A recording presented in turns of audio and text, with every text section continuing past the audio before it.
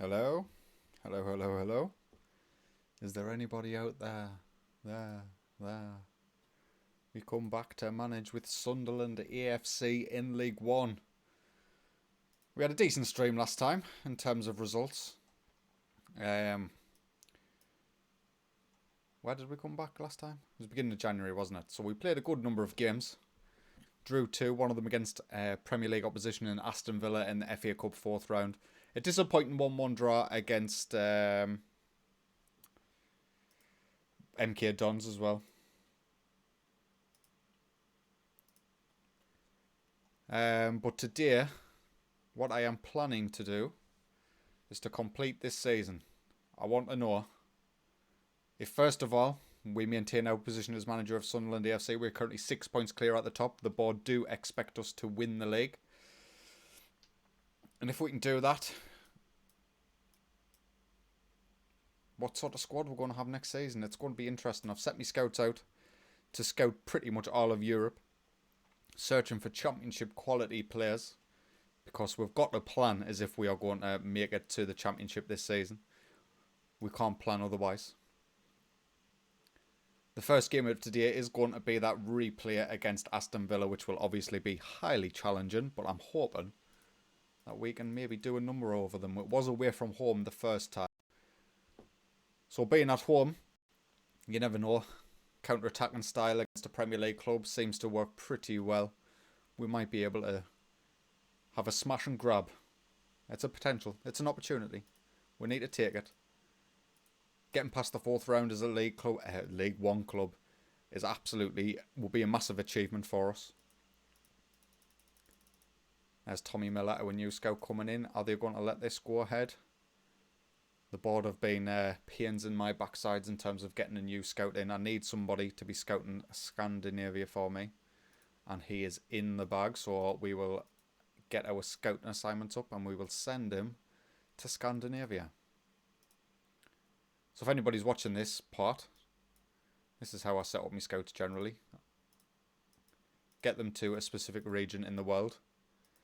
Max age 23, very good current, excellent potential. So in other words, 3.5 star, 4.5 star. And I want to see every single player that is willing to join Sunderland that match that criteria. And hopefully we'll have a nice little database of ourselves, of players who are willing to join us when we do end up making it to the championship. Now, interestingly, Adalberto Penaranda has returned for this game, but with only 85% match condition, I'm tempted to start Will Grigg, who's had a decent past 5 games or so. So I think we're going to do that. Tommy Smith is not going to start. It's going to be Tom Flanagan and Jordan Willis, our centre-back partnership. George Dobson and Ballymumba, obviously, in the centre of midfield. Semenyo keeps his spot on right wing. We're still waiting for the return of Lyndon Gooch and Duncan Watmore to strengthen ourselves in that attacking area. Isaac's success is not an ideal start for today, but he's going to have to do because we don't really have the options off the bench, unfortunately. Aston Villa, Premier League opposition. Jack Grealish, Trezeguet, Brett Engels, Danny Drinkwater. Good side, obviously. If we can take them to penalties, I would be absolutely thrilled and delighted. I'm not going to be shocked if we get hammered. We are going to go cautious straight from kick-off. And we'll see if our boys can pull off an absolutely tremendous win. FA Cup 5th round will be an absolutely massive achievement for us this season. We're already into the latter stages of the Leeson.com trophy, and we all know how prestigious that is. The FA Cup really is just a little side trophy that we're interested in. First highlight of the game, then, it's us on the attack down the right-hand side. George Dobson to Connor McLaughlin. Plays it back to Dobson. Got loads of space for Denver Hume. Connor, George. You haven't really got the passing range, but he does end up finding him. Drives into the box. Can he get past his man? He plays it back to Ballymumba. Ballymumba, his third goal of the season, puts us 1-0 up against Premier League Aston Villa 30 minutes in. And I'm hoping that we can see this in 3D and my computer won't absolutely die. Denver Hume does well on the left-hand side. Gets past his man. Plays it back to Ballymumba as he can't get the cross in. And Ballymumba with an absolutely fabulous strike, putting us 1-0 up. Absolutely perfect way to start today's episode. Only 5 minutes to go in this first half. We have injured El Ghazi as well, so he will probably end up leaving the pitch, leaving Aston Villa's squad a little bit weaker in their first 11. Absolutely delighted with how things are going. Don't see any need to make any changes just yet. Not whilst we're 1-0 up. All the boys are looking relatively fit. Success is probably going to come off at some point for Penaranda on that left-hand side, as we aim to try and keep them two fit for the run-in. They are massively important to our first 11. Conor McLaughlin to Denver Hume on the left-hand side. We're 2-0 up, boys. We are 2-0 up. 6 goals for the season, Denver Hume. He has done absolutely fantastic stuff for us. He's really progressed well. And if we can get past Premier League opposition in the FA Cup, what can stop us? Man City? Denver Hume, though, absolutely deadly strike to the back post. And we go 2-0 up with only half an hour on the clock. Now, I think it's fair to say we're not dominating this game. Aston Villa will probably feel a little aggrieved at the current scoreline, but they still have not went for this yet. They are still bottling at 15 minutes to go. We have ourselves another highlight. Just don't give the ball away sloppily and put ourselves under pressure. George Dobson plays it to Conor McLaughlin on this right-hand side. Gets past his man. Come on, Conor. He whips it in Isaac Success. Oh, his header does go close. And with that, we will get Success off. We'll bring on Adalberto Penaranda. He's finally returned from his jolly holidays playing in the under-23 South American Cup qualifier. Annoyingly. Will Grigg has done well in his absence though, so we can't complain that much. 5 minutes to go. Penaranda comes down this left-hand side. Every single highlight has led to our attack, and Penaranda does excellent stuff. He can't quite beat Pepe Arena, but the boys are playing with some gumption in this game. I tell you that. Chris Maguire is about to take the corner. He's got a set-piece delivery of dreams. Will Grigg can't quite get on the end of it, and that's probably going to be the end of that highlight. We'll look to make another couple of subs here with only 5 minutes remaining. Conor McLaughlin can come off for Luke O'Nien. I do want to bring on Josh Scowen. Is it for George Dobson? Defensive midfield. Ballymun was having a great game in the centre, so I don't really fancy taking him off as Conor McLaughlin whips the ball in. Will Grigg can't quite beat the keeper to the ball. I don't like the fact that this highlight is continuing. It generally doesn't make good things. Trezeguet comes down the right-hand side for Aston Villa. Denver Hume is marking him. Tom Flanagan manages to be the man who gets it clear, and Will Grigg picks up the ball on the halfway line, holds it up well, allows our players to get back into attacking positions to be able to support. Semenyo, back to George Dobson, Jordan Willis. We are not playing like a League One club. We are absolutely dominating. Semenyo to Conor McLaughlin on this right-hand side. Can he get past his man? He plays it back to Semenyo. And again to George Dobson, and again to Chris Maguire. He hits the bar. Oh, the defence gets there first. Could have and should have probably been 3-0. I mean, look at this. Look at this. Aston Villa, hold your head in shame. I'm thinking it was a pretty strong side they put out as well. And we have just knocked out Premier League opposition Aston Villa in the FA Cup 4th round. And we are now through to the 5th. Who are our options? Let's get the stages. Oh, we've already drew QPR. So Championship QPR away from home. Not too bad, bearing in mind the number of Premier League opposition that is still left in the competition. I would have preferred Crewe Alexandra, but you can't have everything you want in life. Denver Hume gets a well-deserved man of the match performance. Goal and assist from our left back in that game. We are going to have to rest our boys though. There's only 3 days to go before we play Ipswich Town. And I think they are currently sitting in 6th position, so it will be a difficult tie as they fight for playoffs. And we fight for our automatic promotion. But yeah, in today's episode, we are going to finish this season. We will be concluding League One either way. Whether we end up staying in the league or not, our first season will be finished. I'm hoping we get promoted just so I can have a good gander at what players are interested in joining us, what sort of upgrades we can make to the squad. Obviously, we've got a lot of boys here who probably good enough for the Championship or just about good enough for the Championship. But I don't want that. I want players who are really, really good. Our board takeover still rumoured. Nothing quite happening on that front yet. I'm hoping that before the end of the season we do manage to get that takeover going through, and hopefully we get somebody with a little bit more money than Stuart Donald, and hopefully he's willing to pour that money into the club so we can make some huge improvements in the Championship. So here is the game. Ipswich Town are the opponents. Denver Hume is not entirely fit, neither Semenyo. I don't really like playing players under 95%. It's obviously a necessity, and because half of our team's 95% or below here, but I would like to rotate as much as I possibly can. So I think I'm going to start Thiago Lopez over Denver Hume, despite his really good form. Penaranda comes in, Success, Maguire, Semenyo. Our standard lineup apart from that change, I think maybe I start Luke O'Nien as well. Conor McLaughlin's on 93%. Lyndon Gooch can finally come into the bench spot.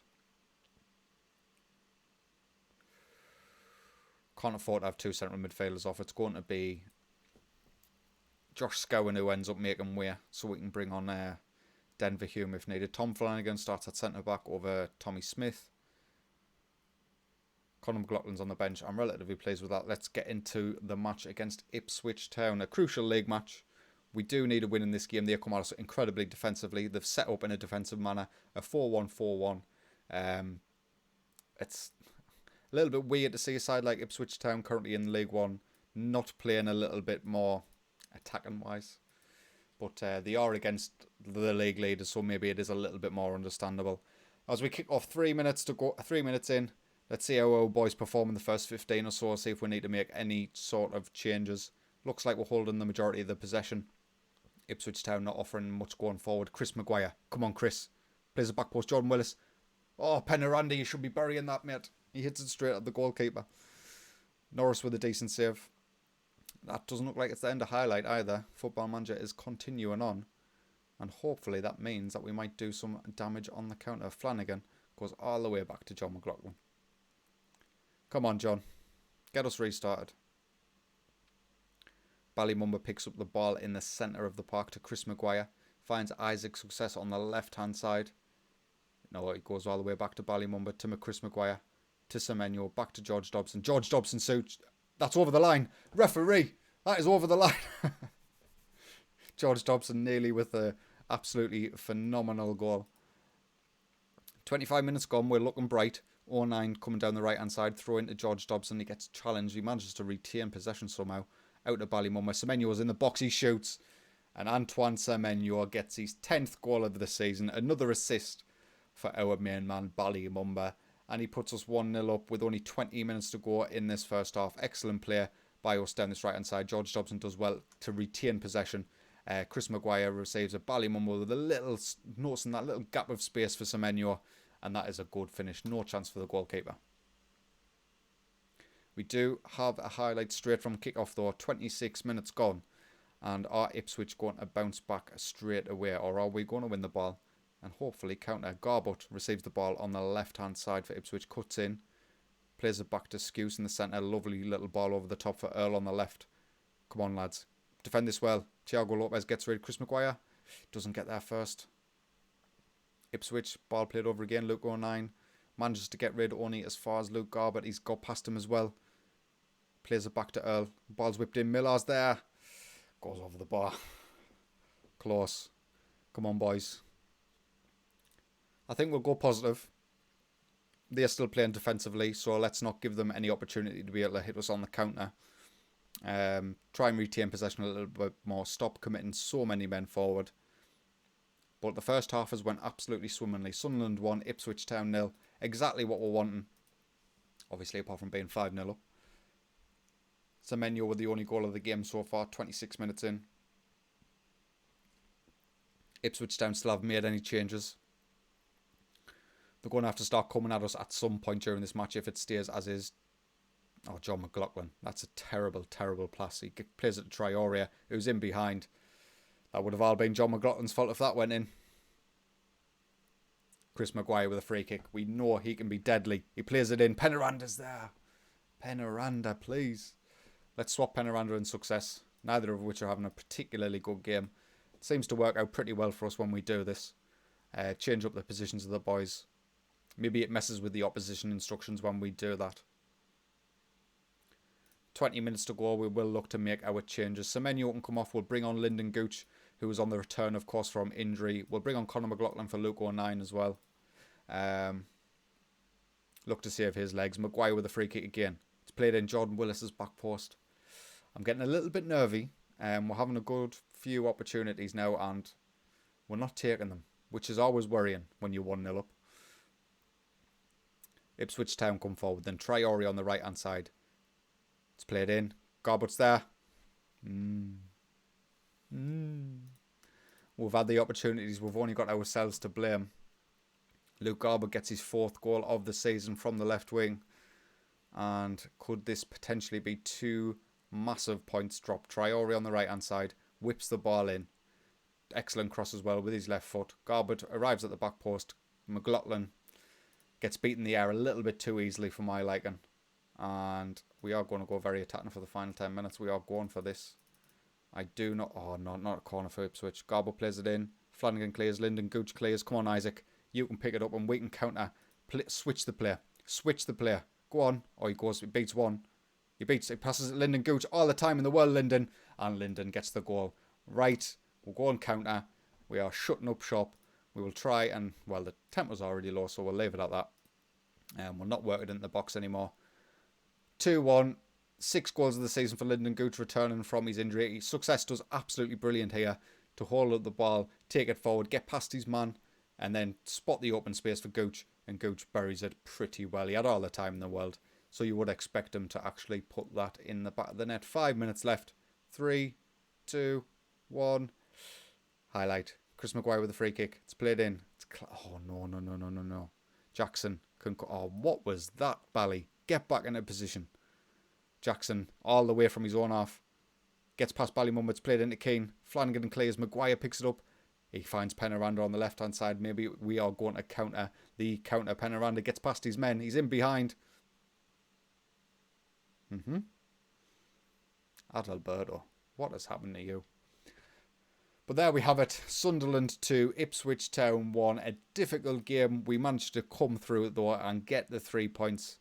And we continue our winning run, at least in the league. We've got Rochdale Town next in the league. They're currently sitting 10th position. Doncaster Rovers won their previous game, maintaining the 6-point gap between ourselves and them.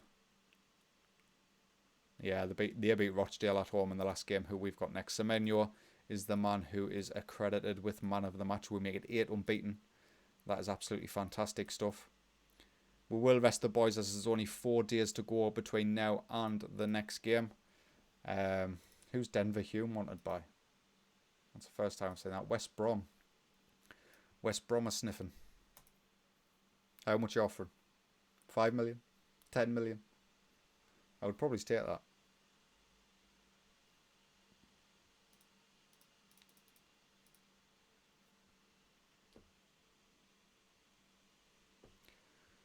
So we continue on. Looks like we've got a big lump of games coming our way pretty shortly. Rochdale, was that Oxford and then Everton under 23s. All in the space of a week. 5 days. 3 games in 5 days. Let's see how many injuries we managed to accrue during this period. I would imagine it's going to be quite a few.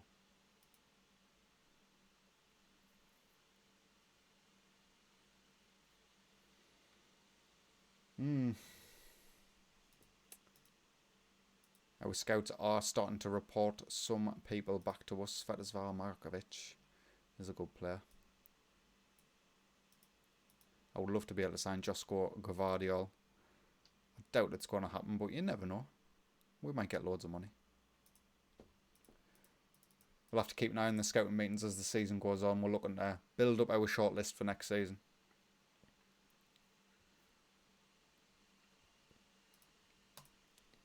Rochdale currently in 10th. They did get defeated by Doncaster Rovers in the last game. So I'm hoping, based on that, that we will be able to do the same to them again. Ballywumba continues his good development. Could make him a central midfielder on attack. That might be an interesting option. Right then, what's our lineup looking like today? I think Lyndon Gooch comes in if he's fit. Why is he not even on the bench? We're going to bring him on for Semenyo on that right-hand side. I want Thiago Lopez on the bench ideally. Joe Lynch can come out. I want Luke O'Nien as well. Duncan Watmore can come out. Tom Flanagan starting centre-back, and that is our team sorted. Our assistant manager doesn't seem to like Tom Flanagan for some reason. I think it's a personal vendetta. We'll have to keep an eye on those too, make sure there's no training ground bust-ups or anything. So Rochdale, we're at home. Naturally, we are favourites. They're playing on the counter. We'll have to keep an eye on that, see if it ends up causing us any problems. But the first 10 minutes or so are looking pretty decent. Chris Maguire with a free kick. It's played in. Willis' back post. He hits the bar. Tom Flanagan follows it up. And that is why you start Tom Flanagan. His second goal of the season. Jordan Willis accredited with the assist. And we go 1-0 up 10 minutes in. We will now reduce our style down to a positive team mentality. Maguire again, turning provider with the set piece. Willis, very unfortunate not to get the goal there, but Flanagan is able to mop up anyway, so nothing to worry about. Let's carry on with this game. Lyndon Gooch with a free kick this time. It's played in. Penaranda's back post. Penaranda, please. I would really like it if you started scoring. Dobson to Ballymumba to Jordan Willis to Flanagan. Come on, lads. Flanagan drives it forward. Denver Hume's offering himself on the left-hand side. He finds him. He's going to drive past his man. He gets there. Success is there. Isaac gets us 2-0 up. 15 minutes in. Exactly the sort of performance we were needing. Another win would go down an absolute treat. Tom Flanagan doing decently there. His touch was a little bit poor. We spotted that, Tom, but Denver Hume does well to find Isaac's Success in the box. And that is a hell of a finish from a tight angle, really. His 21st goal of the season. He has been an absolute superstar for us in League One.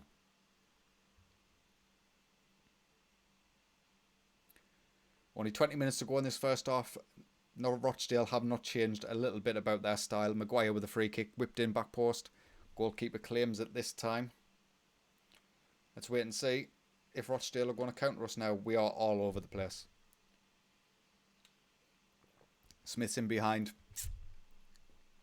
Tyler Smith gets his third goal of the season and levels things up. Well, it doesn't level things up. So he brings one back to 2-1. So all came from our own set piece. Unfortunately, we were all out of shape, leaving Rochdale all the time in the world to be able to find that pass for Tyler Smith. And it's a good finish. McLaughlin comes off his line, could maybe stay on his line and not commit so heavily and be able to make that save. A good start's been a little bit soured. Camps with a corner for Rochdale's played in. Flanagan gets it clear. They are going to be the first men to the ball though. Ryan, can we get the challenge in? Out of Henderson. Success wins it. Maguire finds Adalberto Penaranda. He's going to bomb down this left-hand side. We've seen him do it numerous times this season. Gets past his man. And then he shoots. Hello, Comedy Gamer. There is... I will have to have a look. I'm not entirely sure. We're just out of January. We're at the beginning of February. Maybe 11 or 12 games left or so. Let's have a quick check. Yeah, 32 games played, so there's 12 games remaining of this season.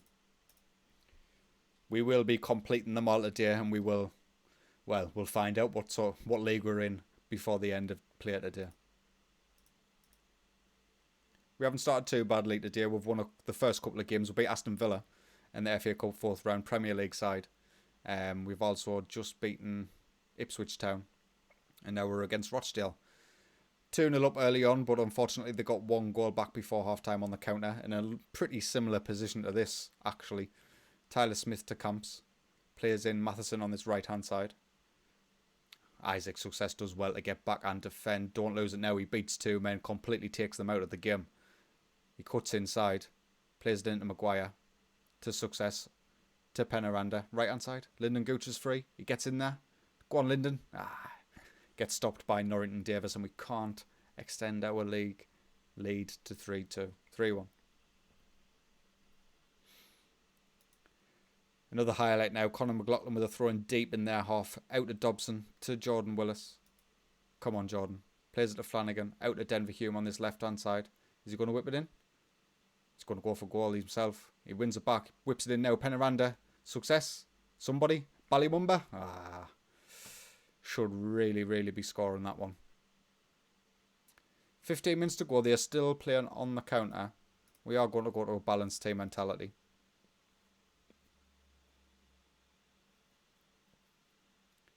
Chris Maguire. Free kick. Played in. Tom Flanagan's there. His second goal of the game. He's not offside. 3-1. That is surely now 3 points wrapped up. We didn't really sign too many people of note Comedy Gamer in January. There was, I think it was maybe 2 or 3 signings for the under-23s. Other than that, Thiago Lopez, we signed a left-back from Porto to be a backup left-back for like £20,000. So, not too much spent in January. There is a Yo-Yo Man coming out later today. I think it's scheduled for 9 o'clock. It's usually out at 6:15, but I plan on being streaming at that point, so I've pushed it back. The stream today will end either at the end of this season or at 8 o'clock at the latest. Hello so far. I'm not doing too bad, mate. How are you doing? We've started off pretty well so far during this stream so far. Beat Aston Villa in the FA Cup Premier League opposition, so we're through to the 5th round. And we also beat Ipswich Town in the last game, and now we are beating Rochdale 3-1. So if we can keep this sort of form up, we will be able to win this league with relative comfort. We'll look to make a couple of subs, then Luke O'Knight can come on at right back for Conor McLaughlin, Semenyo for Lyndon Gooch, Max Power for Chris Maguire. I think we've got 3 games in the space of 5 days here, so Isaac Success getting the 4th goal of the game, his 22nd of the season. I was just saying earlier on, he started pretty dreadfully, Isaac Success, but he's massively turned it around the second half of the season, getting 22 goals from left wing. Even at League One is pretty good. George Dobson with the ball in, then Success with the header puts us 4-1 up.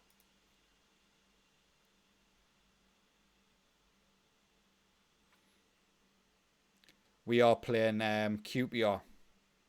Oh, Tyler Smith gets his 2nd goal of the game to bring Rochdale within 2 goals of us. But yeah, QPR, Championship opposition in the next round. We have beaten Championship opposition and Premier League opposition, so I'm hoping we might be able to do it again against QPR. But we are away from home, which is the disappointing thing. Yeah, so far you did. I'll quickly show you the thingies. It was a bit of a smash and grab. We were playing on the counter the whole game. But as you can see, it was pretty even game.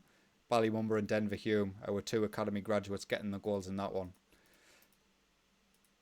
That's another good win though against Tranmere. They were sitting in 10th, so they're no mugs. The league table is looking like this. Doncaster got beat in the last game. We are now 9 points clear at the top of the table. Imagine how different this would have looked if Doncaster beat us in that league game. I'm so pleased we managed to make the comeback happen. But yeah, 12 games to go. We will get this season completed today. We'll have to rest the boys. We've got Oldham away from home in the Leeson.com trophy. Is it the Leeson? No, it's not. It's the league. The Leeson.com's Everton's under 23s. We might have to pretty heavily rotate for that Everton game. Although I would quite like to win that competition. It's not a priority. So I need to keep our boys fresh for the league campaign. I'm hoping so, Comedy Gamer. I'm not sure how the QPR are doing in the Championship. Let's have a look. Oh, stop messing up, Sam. There we are. QPR currently sitting 20th. So if there's any Championship side we could beat, it's likely to be QPR. The board expect me to have been on 100 points by now so far. The expectations at Sunderland are pretty high. The takeover, it's still only a rumour right now. I'm hoping in all hopes that it happens before next season and we get a transfer budget that hopefully reflects a tycoon or anybody that has even the slightest bit of money.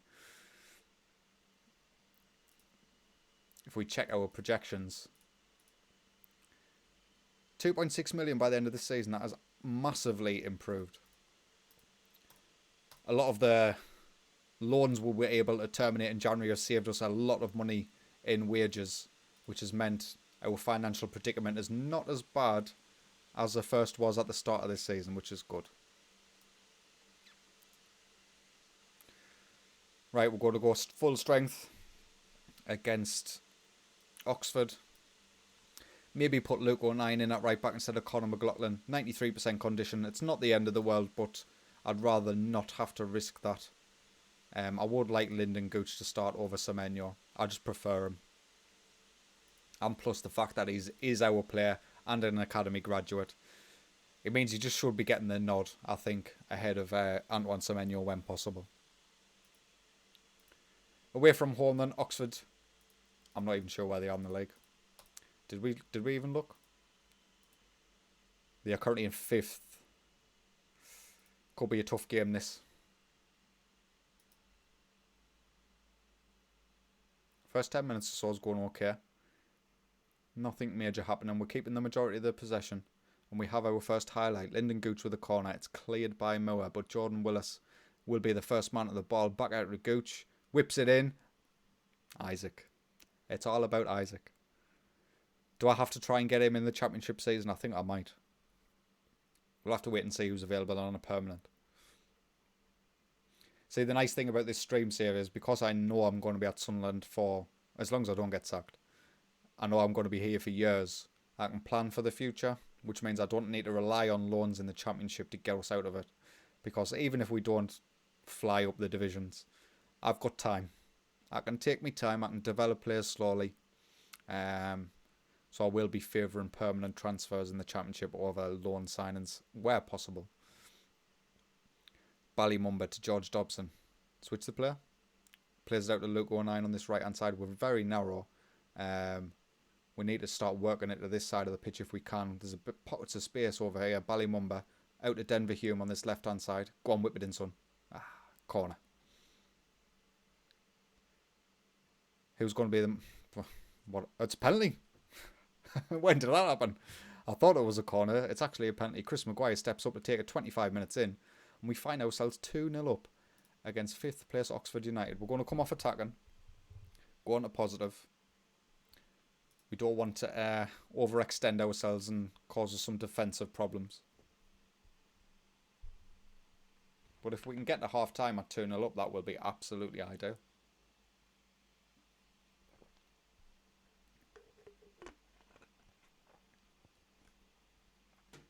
And there we are, then the game just killed off after that second goal. Oxford 0, Sunderland 2. First highlight of the second half comes 47 minutes in. Ruffels clears, but Luke 09 is the first to it. Long ball over the top for... Who knows? I have no idea. Oxford work it out, then Traore on this left-hand side. Lovely little... Oh, who's getting there? Oh... I was a little bit panicking there because I was imagining a defence goalkeeper error to lead to an Oxford United goal. Thankfully, John McLaughlin took charge. Don't lose it here. Do not lose it here. Just boot it, John. Just boot it. I have no faith. Penaranda knocks it down to Isaac. Come on, Isaac. Down this left-hand side. Back post. Lyndon Gooch. What is this highlight? It looks like it's going to be an Oxford United attack instead. Taylor coming down the right-hand side. Out to Brannigan. Kelly shoots. Goes just wide. Just wide. 60 minutes we're making changes. Take off a couple of our first teamers. I'm confident that even with our backups in, we should be able to win. So Semenyo can come on for Lyndon Gooch. Max Power for Chris Maguire. We'll save our final sub just in case. Max Power with a free kick. It's played in. Willis wins it. Just over the bar. He's got a good number of goals, Jordan Willis, this season. Holland on the left-hand side for Oxford United with a throw-in. It's played back to him and he drives into the box. John McLaughlin ends up needing to make the save.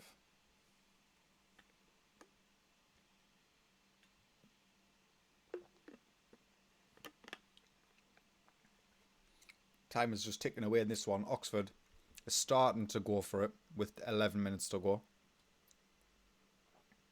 Played out to Holland on this left-hand side. He's in. He gets his goal. Should we counter? I think we are going to counter. We're also going to bring on Thiago Lopez for Denver Hume. Oh, edgy last 10 minutes. I don't want to see it. 5, 4. Oh, there's a highlight.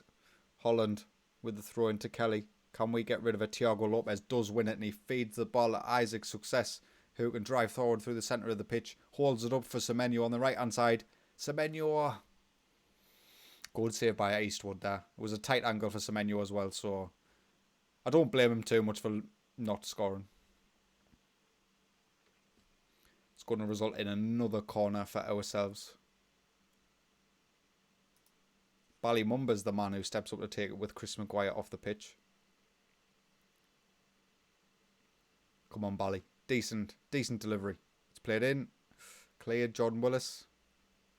Back to Bally. Is this resulting in an opportunity? Willis to success. Ah, it's cleared.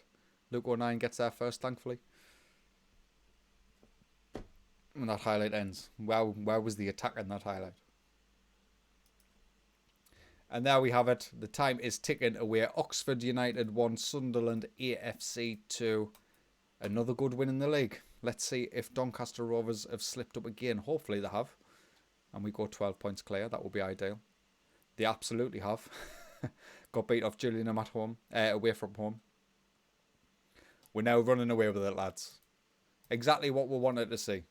And this is what the board want to see as well.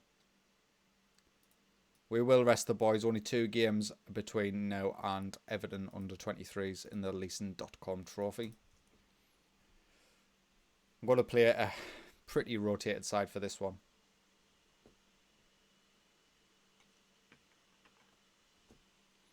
And whilst this is saving, I'm just going to nip to the loo. I'll be back in just a second.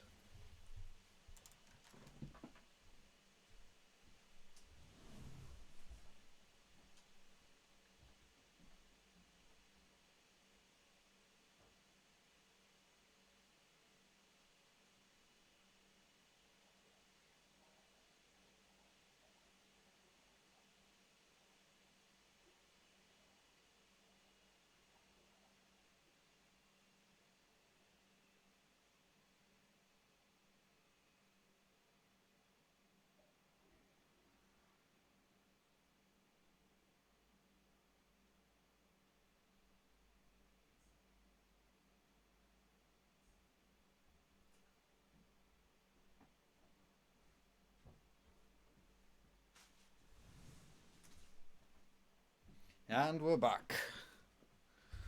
Game has saved. I'm feeling less uncomfortable. Now we can carry on.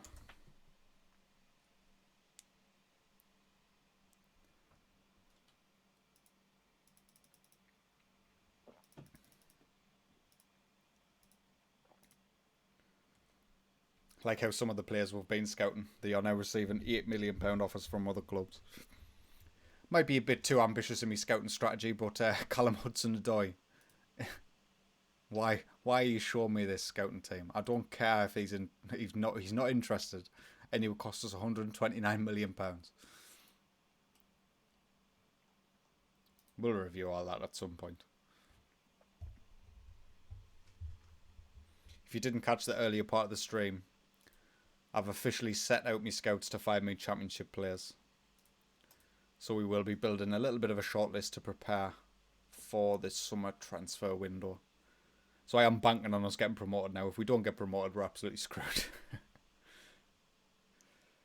Right, we're not doing this. We are doing a fully rotated side. So Lee Burge is going to start in goal. Luke O'Nien at right back. Tommy Smith and Joe Lynch at centre back with Thiago Lopez at left back. Josh Scowen in defensive midfield. Max Power in central midfield. Duncan Watmore's just returned from injury. We're going to give him the start on the right-hand side. Now, I'm going to have to start either Chris Maguire or Lyndon Gooch. So I think I'll start Lyndon Gooch in attack and midfield centre. Isaac and Penaranda are both struggling, so we'll bring on Semenyo on this left-hand side. And we're going to start Will Grigg as well. There we have it. Will Grigg is going to be our main man up top. Hopefully he'll get us the goals. He's already playing Everton's under 23, so he better. We'll bring Ballymumba onto the bench. And we will get into today's game. We are at home, so you would imagine we are pretty heavily favoured for this match. They've got Moise Keane in the side. Everton's under 23s is playing Moise Keane. Well, that's not fair. He's worth more than me club. Right.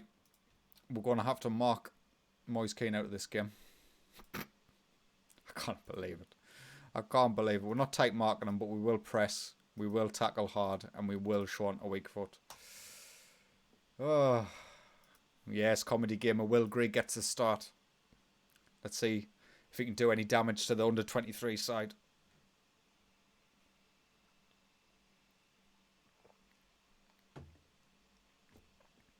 First highlight of the game then. Just on the attack. Luke 09 on this right hand side. Come on, Luke. Whip it in. Semenyo's back post. It's cleared. Thiago Lopez picks it up. Plays it back in Duncan. To Luke 09. He's got a strike on him.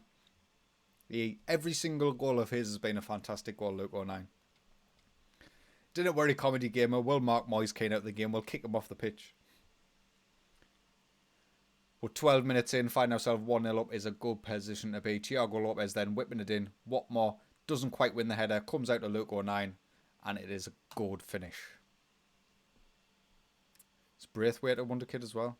Branthwaite? He is very good, isn't he? He's probably better than my centre-backs at 17. So it's not a bad Everton side. But like the goalkeeper's not very good. I would imagine most of the positions don't have excellent players in it. Or high potential players. Max Power on the edge to Josh Scowen. Back to Power. Comes back out to Josh Scowen. Antoine Semenyo. We're working the ball well. We're finding lots of space on the wings. Thiago Lopez whips it in. It's cleared. Luke 09 again. Oh, he plays it back. He should have shot. Max Power does. Max Power certainly does. Absolutely fantastic goal to put us 2-0 up. 2 goals for Will Grigg, do you reckon, so far? We'll see. It looks like we're dominating this match, so I'm hoping for some more goals. Now, this goal beats Luke 09's. Top bins, max power. The pair of them, the both of them, all only score excellent goals.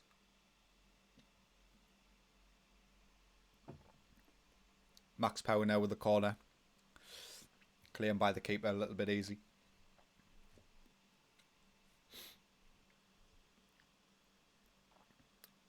The ball's played long. Are we going to win this? No, we don't. Garcia brings it down for Everton. He plays through Moise Kean. Come on, tackle him. Lee Burge. Moise Kean, you can't beat Lee Burge, mate. He's too good. Did you ever think you'd hear that? Lee Burge against Moise Kean. He's got a free kick. Lee Burge is equal to it. Moise Kean, you are getting nothing in this game, mate. Absolutely nothing. Garcia then to take the corner. 2 minutes left in this first half. Tommy Smith manages to get it clear. Duncan Watmore can clear his lines. And there we have it. Sunderland 2, Everton under 23s 0. Grip, and I shouldn't be this proud of our backup players beating Everton's under 23s, but I am. Moise Kean's playing. We'll bring on Chris Maguire for the injured Duncan Watmore on that right hand side.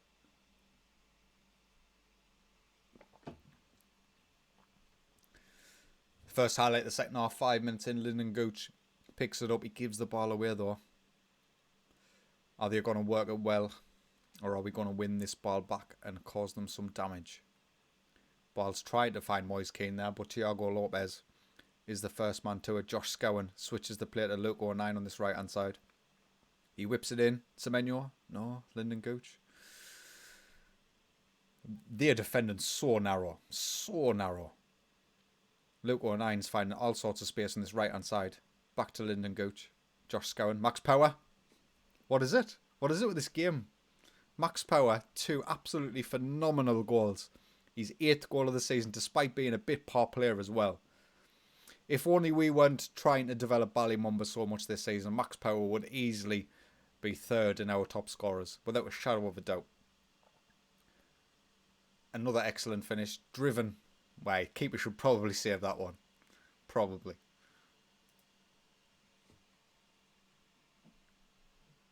Moise Kean wishes he was Max Power. Oh, they've put him to the wings. I've injured him. He's off. See you later, Moise. It was nice knowing you. I do want to switch Chris Maguire and Antoine Semenyo on the wings. We'll bring on Ballymumba right back. We'll save our final sub just in case. 15 minutes to go in this one. We've been attacking all game. They've been cautious. It hasn't quite worked out for them. Highlight now, Thiago Lopez on this left-hand side plays it to Lyndon Gooch, who's doing okay, playing in behind the striker. Josh Scowen. I mean, our long shot's just broken right now. I can't even remember a time where this has happened to one of my teams. I know their keeper isn't the best, which is maybe why we're getting so many long-range strikes, getting easily past the goalkeeper, but I don't think I've ever seen 4 long-range strikes in one game. Josh Scowen. Yeah, the keeper should probably do better with that one. Well, then with 5 minutes to go, we're going to get Lyndon Gooch off. We'll put Isaac Success in behind the striker, even if it's not a role he's comfortable in. And Everton under-23s are defeated in the quarterfinals of the Leeson.com Trophy. We are now through to the semis. Who are we playing in the semis? Rotherham. It's next game. Literally 2 days away. How way, man? Are you trying to kill me off or something? There's too many games in a row. Luke O'Nine's picked up an injury. A gashed arm will use the club doctor, so he should be returning for the next game. Max Power gets man of the match with his 2 goals and 1 assist. Well, boys, you definitely deserve this rest because you're playing again the day after the next. Moise Keane, who? You're absolutely right. I knew we'd end up injuring him though. Telling our boys to get in hard. They don't mess about. They are rough and tumble League 1 centre-halves. They don't mess about with his fancy flicks.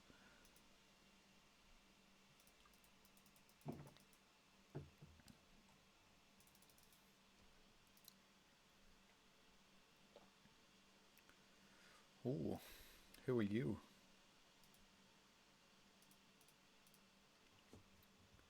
So we've got Liam Jordan here, South African attacking midfielder. Could be one to keep an eye on. Currently operating at a championship level. Could be an option for us in the summer. I just need to know what sort of transfer budget we're going to be working with, really. So Rotherham, Leeson.com Trophy. If we win this, we are going to Wembley. So get your hats and your banners out. I don't want to start full first choice side, do I? We're 12 points clear in the league, aren't we? Yeah, we're 12 points clear. I can afford to play a full strength side against Rotherham here to try and make sure we get through. So Flanagan can come in at centre back. Ballymumba can start. Lyndon Gooch can... Oh... Yeah, Lyndon Gooch is our most fit attacking midfielder for the right-hand side. Thiago Lopez I want to bring on. Don't need 2 centre-halves, so Alim Oztur can drop out of the squad for today's game. And let's see if we can get to Wembley, boys. Rotherham will obviously provide some decent opposition. Probably better than Everton's under-23s. But they are in our league. They're currently sitting 12th. We should, theoretically, have an advantage here, but they get a free kick early on, 5 minutes in. Adelakun gets the ball out of Barazia. Can we win this? Number 37? No, we can't. Isaac Success can win it though, but he gives it straight back to Olasunde. Our pressing is fantastic. We're keeping them from being able to find easy passes, but unfortunately they've worked it well. Denver Hume wins the ball, but they're always to the second ball and they go for goal. Hits the post. Tom Flanagan just about manages to get rid.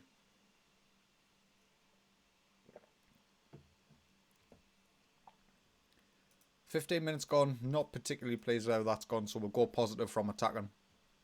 They are currently on the counter as well, so we need to be wary of that.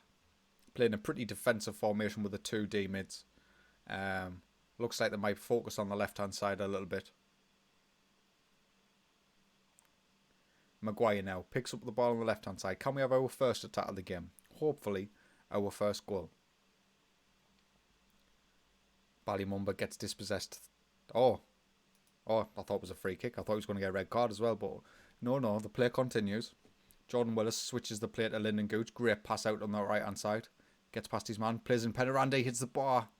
And all of a sudden there, he can get rid. Only 5 minutes to go in this game. In the first half even. Rotherham nil, Sunderland nil. Are we going to bottle this? I'm far from plays what I've just saw from the boys. Let's give them a kick up the arse. See if they will step things up for this second half. George Dobson gives the ball away to Cox, and now, thankfully, Smith has the touch. He hasn't got a touch. Lyndon Gooch on this right hand side. Plays it back to Conor McLaughlin. Drives into the box. He shoots. Conor, I've told you to shoot less often. There's a reason. You're not Luke O'Nien.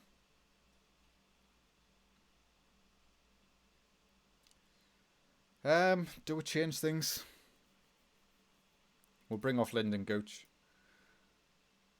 We'll bring on Duncan Watmore on that right hand side. He's got pace. He might be able to cause him some problems. Highlight now. Chris Maguire with a corner. It's whipped in. Penaranda's there. Duncan Watmore's there. Somebody's there. Somebody, please. Again on the attack down the right hand side. Ballymumba picks up the ball in the centre. George Dobson. He's always sitting deep. He's always that little option that we've got when we're struggling for a pass. Duncan Watmore manages to keep it in. Plays it back to Conor McLaughlin. Do not shoot. That's why you don't shoot, Conor. He's offside. He's offside. 22 minutes to go. Can we find our way into the lead in this game? Clark on the left-hand side for Rotherham almost gets dispossessed by Watmore, but unfortunately we don't quite win the ball. McLaughlin does. We give it away too easily though. Robertson on this left-hand side now. Duncan Watmore gets the block and then he sets away Penaranda. He's in behind. Tight angle. Keeper saves. I'm not sure what I'm doing here. Maguire with a corner. Penaranda wins a back post. Penalty. Oh, it's indirect free kick. We'll go on attacking. We're making subs. Chris Maguire, Max Powers coming on. Thiago Lopez is coming on for Denver Hume. We still have to be wary that we do have league action in the next 2 days. George Dobson gets dispossessed in the centre of the park. Thankfully, Watmore's there first. Great play by us to find a way to Lopez on the left-hand side. Iverson with an easy save for Rotherham United. Max Power, the man with the corner. He plays it in. Penaranda. Jordan Willis. Oh, goes over the bar. I'm not even sure what happens in the Leeson.com trophy. Does this go to extra time? Does it go to penalties? Is there a replay? I hope there's not a replay.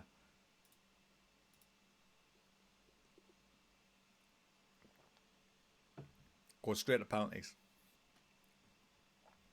We'll let the gods decide. Right then. Max Power. He's the first man. Oh, he misses.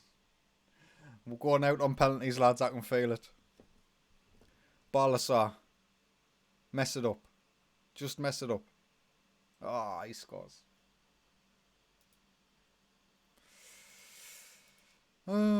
Isaac. You need to score. You absolutely need to score this one. And he does so. John McLaughlin, we need you to be my hero. Ladapo, number 10 for Rotherham, steps up.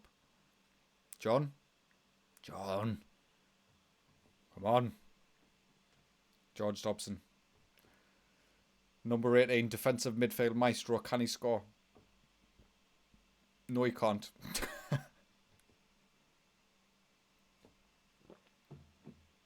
I think we're going out, lads.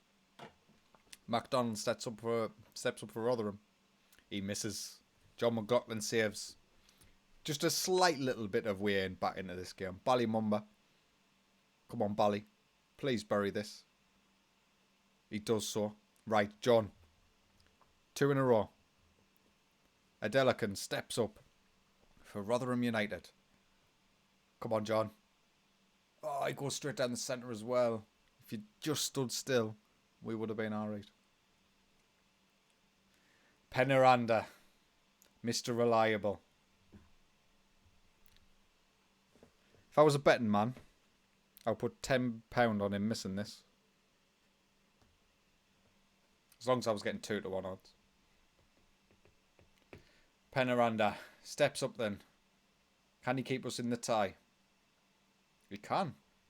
I'm surprised, and I'm £10 down. If Rotherham score this penalty, though, it's all for naught.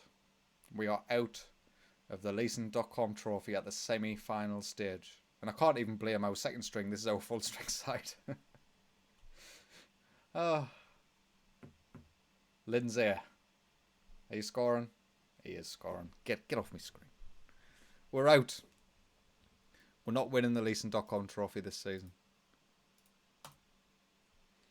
Thankfully, the board don't care about it, so I won't be marked down for it. We've now moved to an A- for manager performance.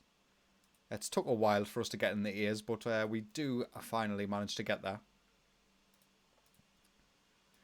Straight back into league action, no rest for the wicked. 3 days to go before we play Bristol Rovers at home. Bristol Rovers currently sitting in 4th place, so we are really going to be struggling for fitness for this game. Against a good side as well, after we've just been beaten a cup competition, so you can just imagine our morale is going to flatten out.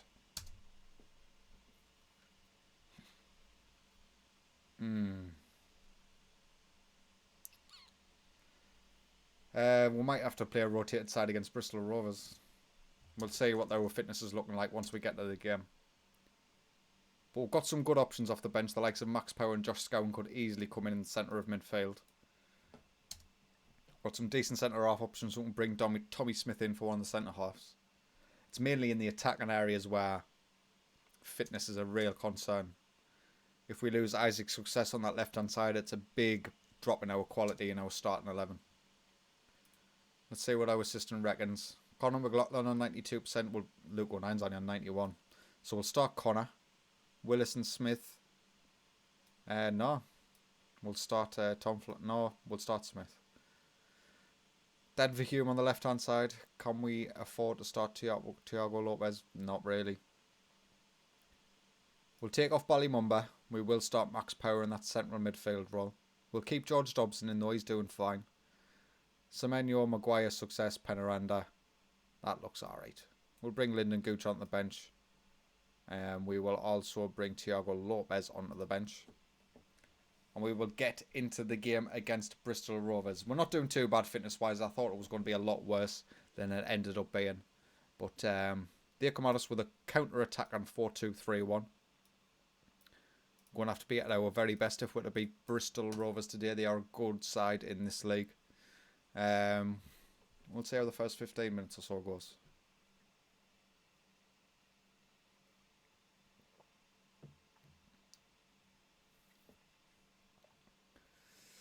Not great. Not a great start, but we'll stick with it and we'll see how things go. Half an hour in. Is there a highlight between us? We'll go positive rather than attacking. And we have our first highlight. Took 36 minutes in. George Dobson finds Chris Maguire in the centre of the park. Gets dispossessed twice, but thankfully Dobson is there to clean up his mess. Semenyo into Chris Maguire. He feeds Conor McLaughlin with a great pass. Sets him up lovely for the cross.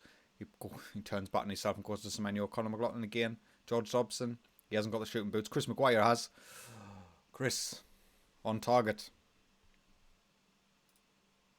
Demand more from the boys. 5 minutes to go in this first half. Would be nice if we can go in 1-0 up. Penaranda coming down the right hand side, cuts in, gets past his man. Oh, good save by Jamal. I'm nervy. I'm twitching. I'm starting to feel a bad run of form coming. You know how FM likes to do it. Second half we'll kick off. We'll not make any changes just yet. I think we should be able to get a win in today's game. Bristol Rovers haven't offered anything going forward so far. And thankfully Semenyo wins that ball in their own half and we can break down this right hand side. He feeds it back into Chris. George Dobson to Max Power to Denver Hume. Yes, that's the pass. He slots it through nicely for Denver. He whips it in. Semenyo's back post to Success. Oh, it's blocked by the defender. Denver keeps it alive. He goes for goal. George to Chris Maguire. Come on. I'm on tenterhooks here. I'm on the edge of my seat. 30 minutes remaining in this game then. Do we go attacking? I think we do. They've went to defensive off the counter now. So they're really playing with their backs to the wall. We're going to switch Isaac Success and Penaranda around. See if that could unlock something. We'll bring on Lyndon Gooch on that right-hand side as well. Going to check off George Dobson for Josh Scowen. Josh is a very capable defensive midfielder, and George is not having the greatest game. Another highlight now. Chris Maguire with the corner. It's played in. Isaac. I mean, I know 12 points ahead of Doncaster Rovers at this point, so we shouldn't worry too much about dropping points, but I would like to keep up the winning form. 4 minutes to go. Isaac can come off. Is Will Grigg going to be our saviour? Come on, Will. You can do it, Will. No, you can't. There is full time. 0-0 against Bristol Rovers. Disappointing result.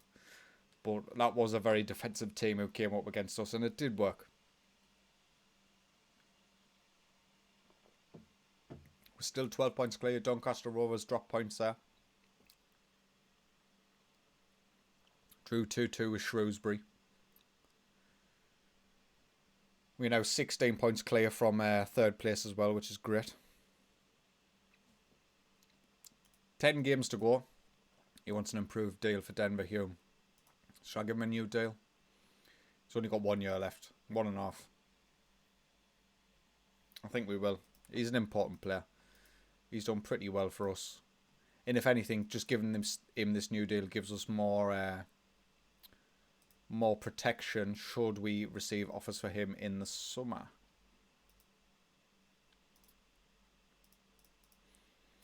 I know so far nobody's ever said the hero and Will Grigg together since he moved to Sunderland, but he's our hero, our personal hero. He did score a couple of goals while Penaranda was out.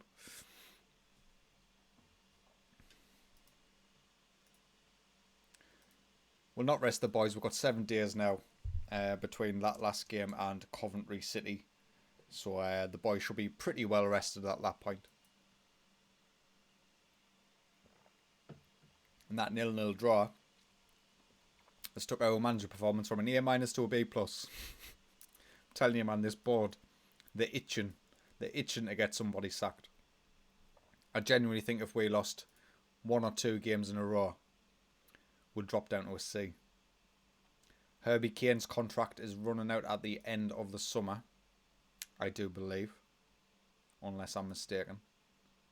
Yeah, it does run out. I would like to sign Herbie Kane. I think he would be an excellent English signing. You're absolutely right so far. Will Grigg in that game against Doncaster Rovers, he turned things around single-handedly. He was absolutely fantastic. Don't want to give him too much credit though. I don't want his head to get too big. Sunderland in takeover talks. Local investor Andy Walsh is reported to be in talks to become the chairman at Sunderland. Walsh is believed to be willing to put £24.5 million to seize control. We now have a transfer embargo. A transfer takeover is in progress. We will wait and see if it does actually come to fruition or not. We have already had this at one point of the season and it fell through, so I wouldn't be shocked if it falls through again.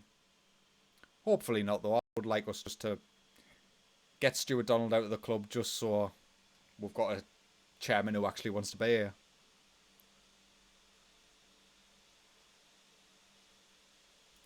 Freddie Woodman.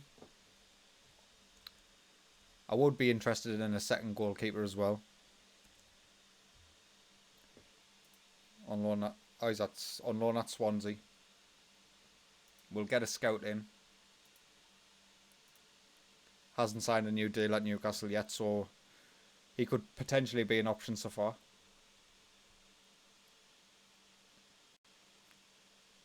The fact that he's English as well is a massive help.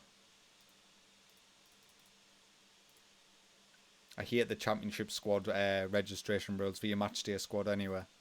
You've got to have a player from a homegrown from your club in your matchday squad in every squad.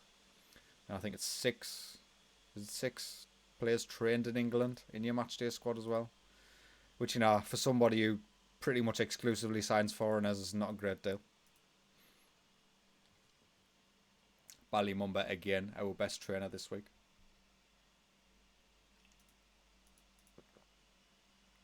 He's progressed. If you remember back when we started this save, he has progressed brilliantly.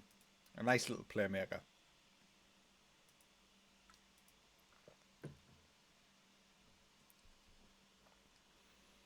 Right then, Coventry City away from home. We have pretty much a full strength side to choose from here. We'll get Conor McLaughlin off for Luke O'Nien. Keep Denver Hume on though. We're going to start Max Power in attacking midfield. Give Chris Maguire a little bit of a rest. Would like Thiago Lopez on the bench and Josh Scowen if possible. I'm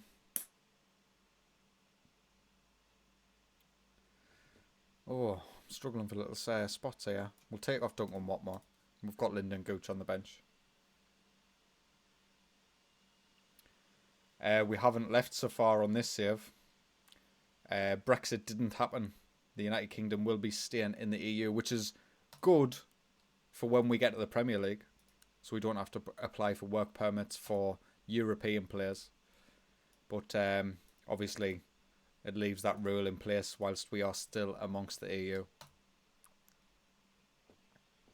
So yeah, I think this is the first save I've had on FM20 where Britain haven't left the EU. I don't think I've had a save like that yet. So it'll be interesting to see how it changes the dynamics of the transfers. Denver Hume on this left-hand side finds Max Power. Back to Denver Hume, playing to Penaranda. His 22nd goal of the season. He's got a couple of more goals to go to catch up to Isaac's success. But I'm more than happy with that 22 goals for the season. Hopefully he can get to 30 before the end of it. Some good play on the left-hand side by both Denver Hume and Max Power. Ball's whipped in. Penaranda's initial shot is blocked, but not the second one. Yeah, no, so far it's genuinely never happened to me on FM20. I can't even remember if it happened to us on FM19. Isaac's success beats the defender. He drives down the right-hand side. Finds Semenyo in the box. Semenyo. Almost.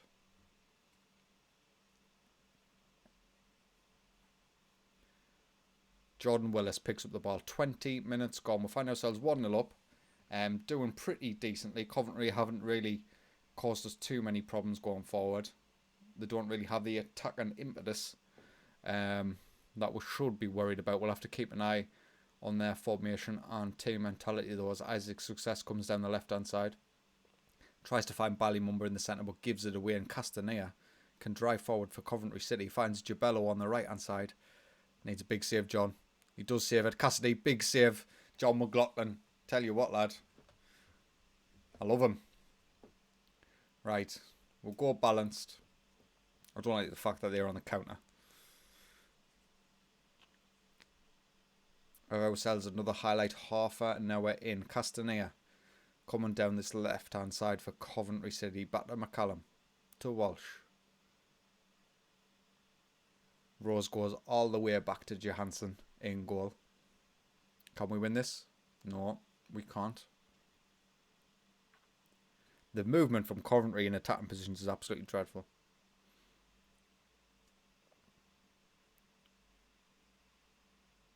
I mean, how many times are you going back to your goalkeeper before Penaranda comes and does that? That's what you get. That's what you deserve, Coventry City, for having a terrible, terrible passing technique. Penaranda completely benefits from some terrible, terrible defensive work from the goalkeeper here. Johansson should have booted it about 3 seconds ago. Penaranda nips in and he puts us 2-0 up. It's not too often you see goals like that. It's happened to my saves a number of times actually, where the goalkeeper's just smashed the ball against the striker. But not too often you see them pinched off the feet as Semenyo comes down this right hand side. Whips it in. Denver Hume's there. Oh, it goes over the bar. Come on, Penaranda. We want to see a hat-trick out of you today.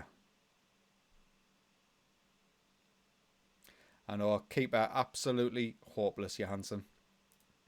To be fair to the lad, I feel a little bit sorry for him. The defenders passed it back to him about 3 times during that highlight. Yeah, sloppy defending so far. Sloppy defending. Max Power with a corner. He whips it in. Success is there. Isaac scored a good few headers this season, especially from corners.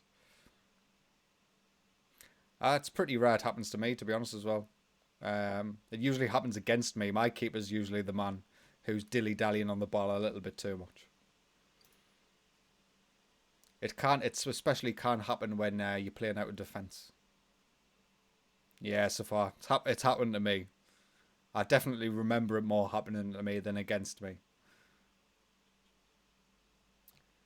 So, with only 25 minutes to go, we will look to arrest a few players. Denver Hume come off of Thiago Lopez. Penaranda we're going to keep on. We'll bring off Isaac Success for Chris Maguire. And I don't want to bring off Tommy Smith. We'll bring off Semenyo for Lyndon Gooch on that right-hand side.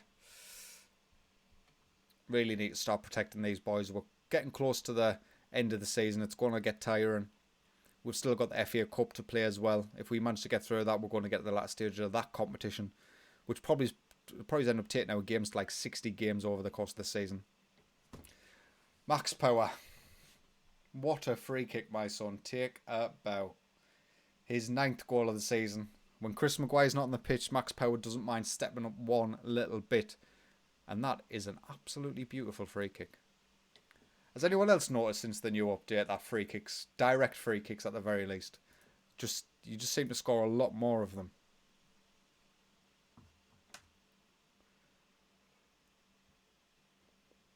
And there we have it, Coventry City 0, Sunderland AFC 4. Well done, boys. Let's see if Doncaster Rovers managed to win this game or if they've dropped some more points. They did win, so we are still 12 points clear at the top of the table.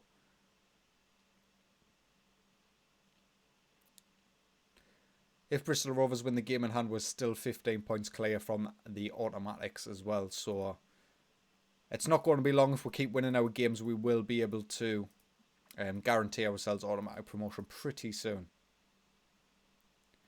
Yeah, I've noticed that. I think set pieces have been massively bumped in this update. I can't even remember the last time I scored so often from corners. And direct free kicks. I think I've scored maybe about 5 or 6 this season. Chris Maguire getting most of them. Whereas before, I'd be lucky if I got 1. Are Bolton outside the relegation? Well, they've beat us twice. They got 6 points off us this season, Bolton. I wouldn't be surprised. They've got a decent enough squad, Bolton. Starting with the 12-point handicap's a bit rough, but I know one of my other viewers, Football Thumb's, done pretty well with Bolton.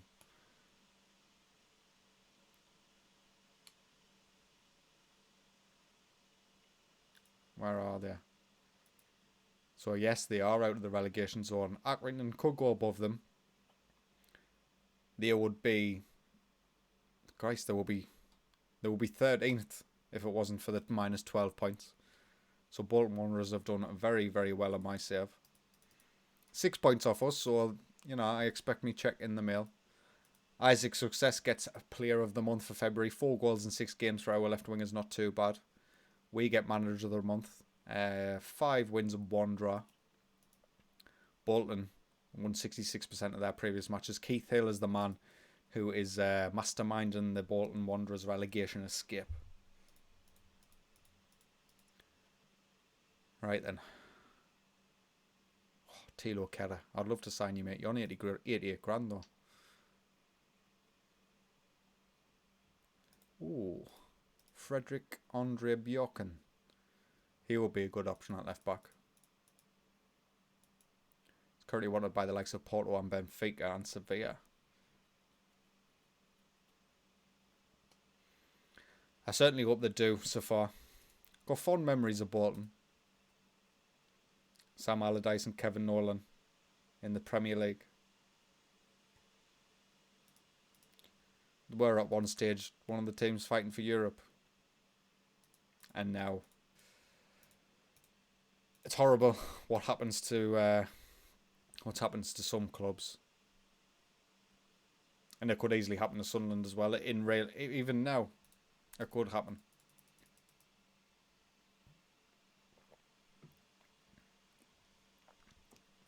hopefully the new owners have done enough over the past couple of years to be able to get our finances to the point where even if we do end up remaining in League One for the next few seasons, as long as we're not spending above our means, it should be okay.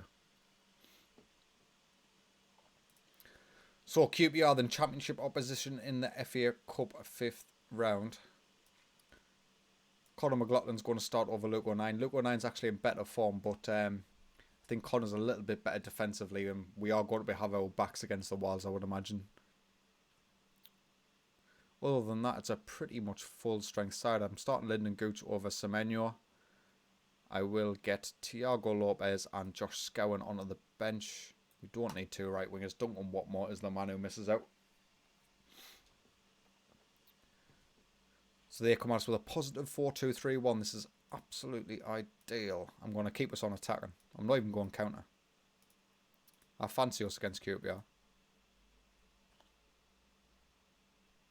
Here we have our first highlight of the game. 30 seconds in, Ballymumba finds George Dobson in the centre of midfield. Poor pass by George. He's not the deep-lying playmaker we all wish he was. He's more of a workhorse. Lyndon Gooch switches it. Denver Hume. Tell you what, Denver Hume. He's been something else this season. I didn't even think he was going to be our starting left-back at the beginning of the season. I thought it was going to be the lone fella from Swansea City, Declan John. But Denver Hume came in and absolutely busted. His 7th goal of the season. Great cross by Lyndon Gooch this for Denver at the back post.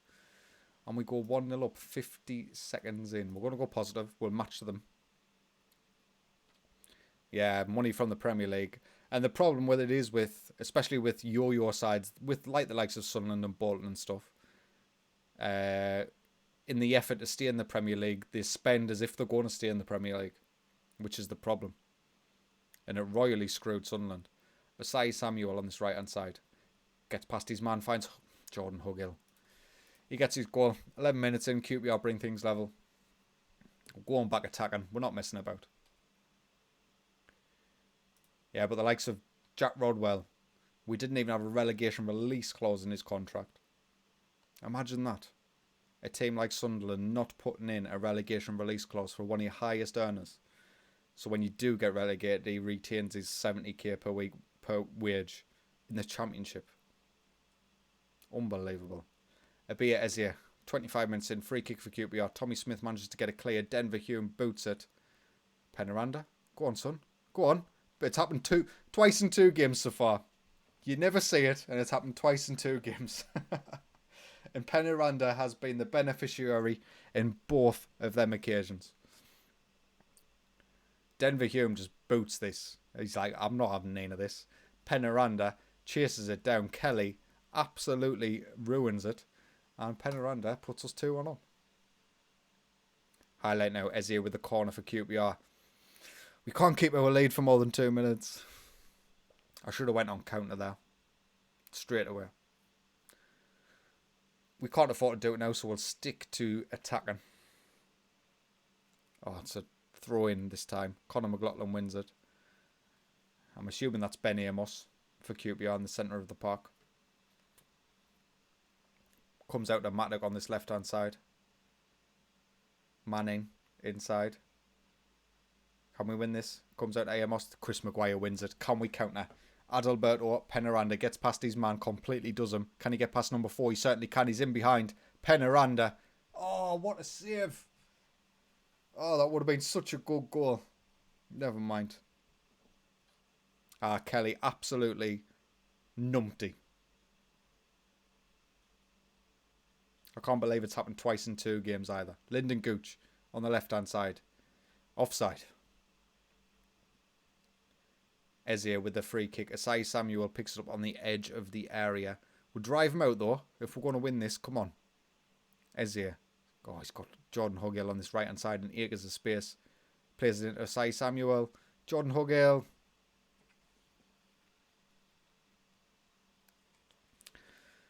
We've been in front twice during this game. Now we find ourselves 3-2 down, 33 minutes in.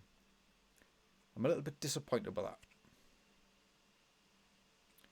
The initial shot from Asai... Oh, it's Asai Samuel pass, actually. It's a good finish by Jordan. Come on, boys. 5 minutes to go this first half. Can we get the equaliser before half time? Denver Hume. Can you whip it in? He tries to.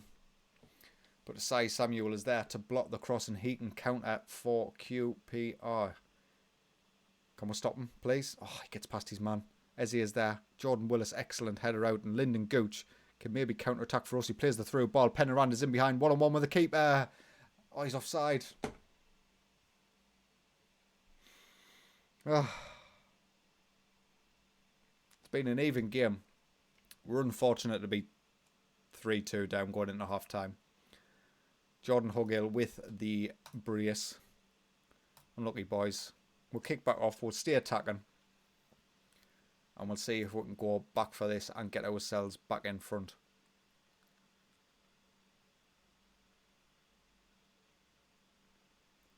"30 minutes to go. We've got to think about changes. Max Power can come on for Ballymumba, who's not having the greatest game.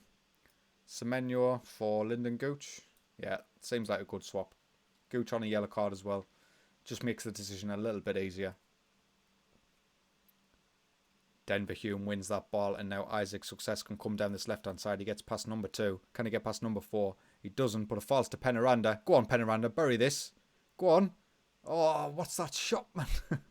He should be burying that.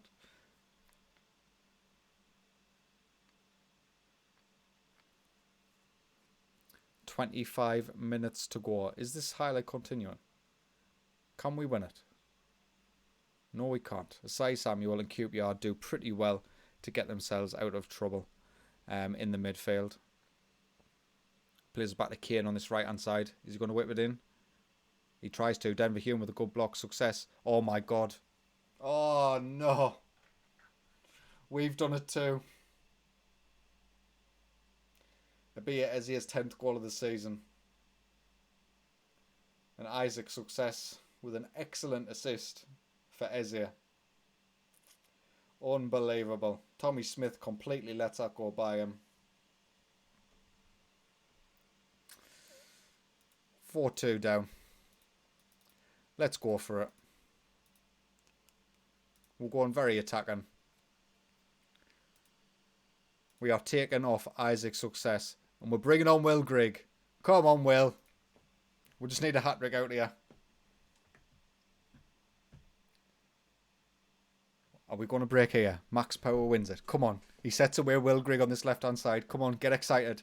Come on, Will. Oh, Will. He keeps the ball. Doesn't matter if he gets challenged. He finds Max Power to Penaranda. I tell you what, lads. I tell you what. Will Grigg is the truth. Penaranda with his 25th goal of the season. One more, boys. One more. Oh, here it is. Chris Maguire. Oh, it's brought down. Will Grigg's got to take this. Or is Chris Maguire going to take it? Oh, it's Penaranda. He's on his hat-trick, isn't he? Oh, he misses as well. You should have given that to Will Grigg. Chair with a free kick for QPR to Asai Samuel. On the edge to get the challenge in. Oh. Chair again on this right-hand side. Come on.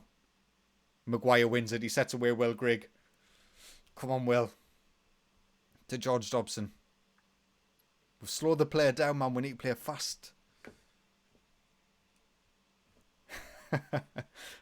Will Grigg statue outside the Stadium of Light. I'll have to crowdfund that, I think. Conor McLaughlin. Come on, son. He crosses it in. Will Grigg. Oh, good save by Kelly. And he gets clear. I tell you what, Will Grigg's changed this game. Jordan Hugill, don't ruin me dream. Don't ruin the dream, QPR. We all know we want to see it. No. Oh. Why? Will Grigg's back to being useless. I've dropped something and all. Never mind. I'll find that later. Ah, man. Ilias Chair crushes our hopes and dreams. We've made all subs. We're already very attacking. There's nothing more coming from us today. Or is there? Or is there? There's always hope. Where there's Will Grigg, there's hope. Max Power to Conor McLaughlin. Whips it in. Oh, it's cleared. Now QPR probably is going to score again. Kane with the ball on this right-hand side. Gets past Dobson. Plays it through Denver Hume. Suljic is in behind. Crosses it into Clark. We came close, lads. We did come close. We've done extremely well to get to the 5th round of the FA Cup. It would have been absolutely heroic if Will Grigg came on and turned this game on its head, but unfortunately, it wasn't to be. QPR 6, Sunderland 3. I can't fault any of the performances out there. I'm relatively pleased with how we played, but just couldn't get over the line.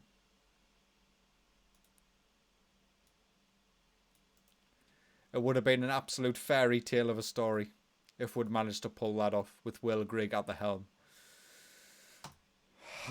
Hopefully we can put that behind us. We've got Gillingham next at home. Gillingham, where are you? Currently sitting in 17th, so hopefully we can get back to winning ways and get a win against them.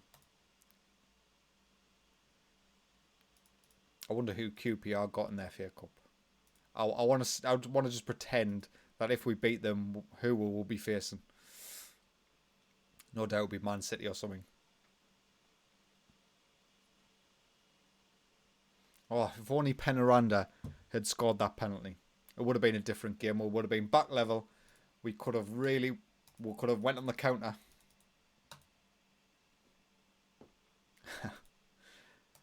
Listen, so far, he is a legend. But if Will Grigg's still at my club 3 years from now, I'd be very surprised. He does have a 3-year contract though. Doesn't run out till 2022.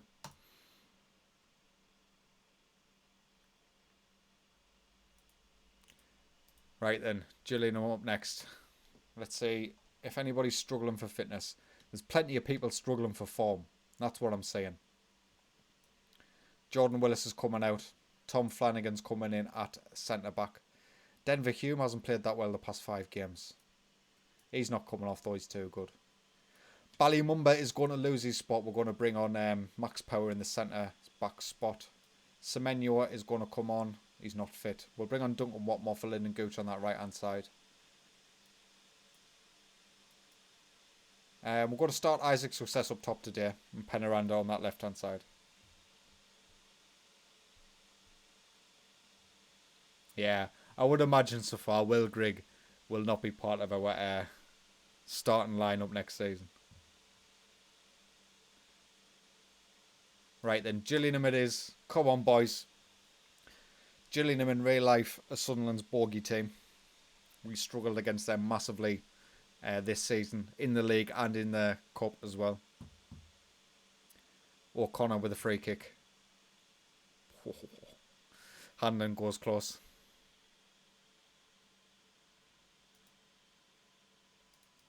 Another highlight now, Denver Hume with the throw-in on the left-hand side. We give it away a bit sloppily, but George Dobson wins it. Back out to Denver Hume on the left. Oh, is that a penalty, ref? No? Max Power picks it up. He whips it in. Duncan Watmore's back post falls to George Dobson. Back to Luke 09. Walno, he's got a shot and a half on him. Do you want to shoot, Luke? No, he doesn't. Oh, give the ball away again. Max Power wins it, though. He doesn't mess about. Back to Denver Hume on the left-hand side. 18 minutes gone. Come on, Denver. Terrible. Terrible. I know, comedy gamer. We went for it against QPR. Just unfortunate. I think that penalty miss sealed our fate as Penaranda gets his 26th goal of the season. This time from left wing. George Dobson with a great cross to the back post to put us 1-0 up 20 minutes in. We will see the replay. Dobson rides the challenge from Maatsen just about. And that is a great cross for a defensive midfielder. I'm pretty sure his crossing attribute's about 7.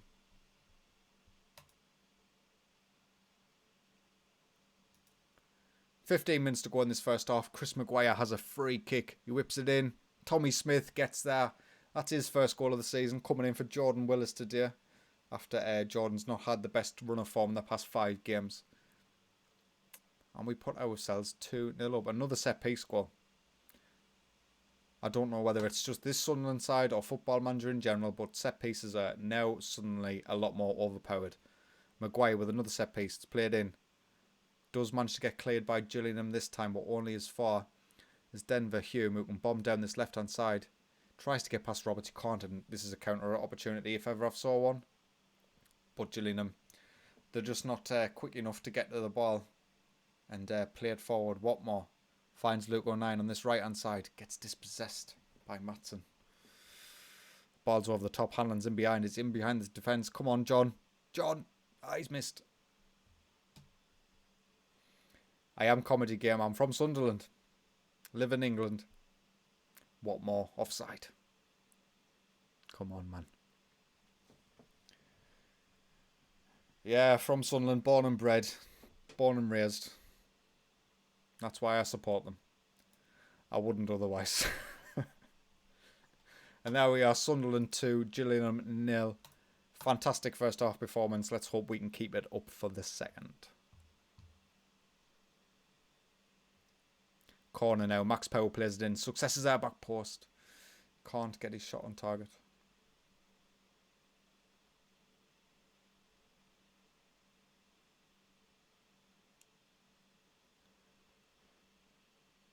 $30 to go. We will look to make some changes. Pennerand on the left-hand side. We'll take him off. We'll get Will Grigg on. He changed things around for us in the last game. Chris Maguire. We'll put Max Power in the attacking midfield role. We'll take Chris Maguire off for Ballymumba. We'll get George Dobson off as well. He's having a good game, but we'll rest him. We'll bring on Josh Scowen in defensive midfield. For my sins, comedy gamer, I support Sunderland.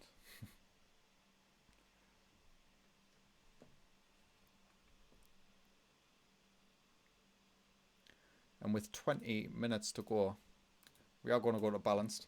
I'll be right back, lads. My doors just went. Keep an eye on the assistant manager. Keep an eye.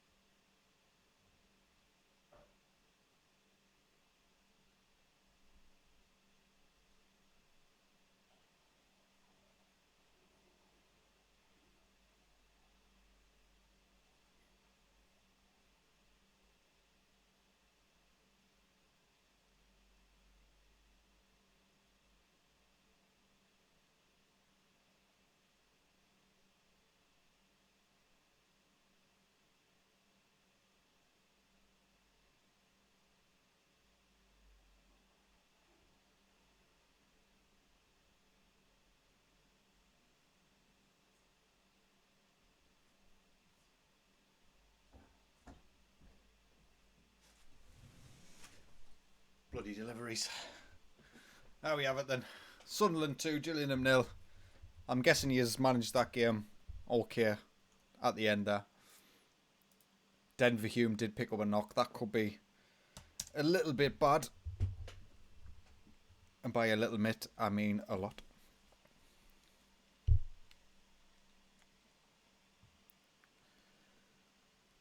Still 12 points clear, top of the table.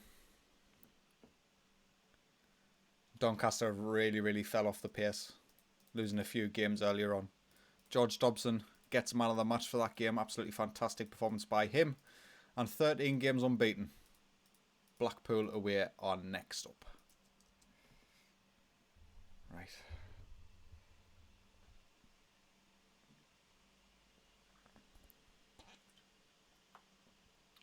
We're on quite the win and run in the league.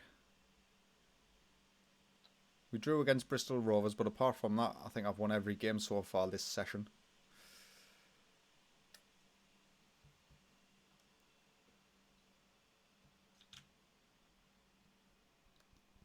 Matthias Burgos. Is he good enough for the championship so far? Because I'm hoping that's where we'll be next season. Oh, can't see. We will certainly get him scouted. He looks great for an 18-year-old. It's the kind of player I'd prefer to sign permanently, to be honest with you. It all depends on our finances, though. We are still under transfer embargo as the takeover hopefully starts to happen.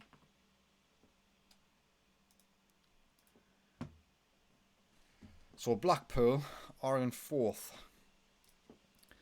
That will make for a very interesting game. Penaranda is out for 6 weeks. You know what this means, boys. Will Griggs getting 6 weeks worth of game time. Hopefully he can stay fit.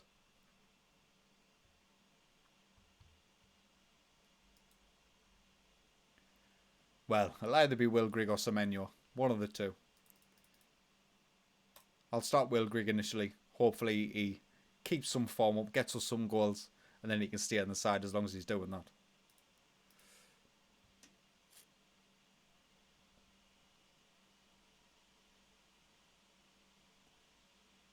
I wonder, a 6 weeks injury at this point of the season.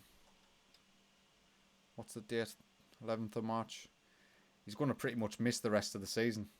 Penaranda. Pretty much. Yeah, excited to see Will Grigg. I'm expecting 10 goals between now and the end of the season.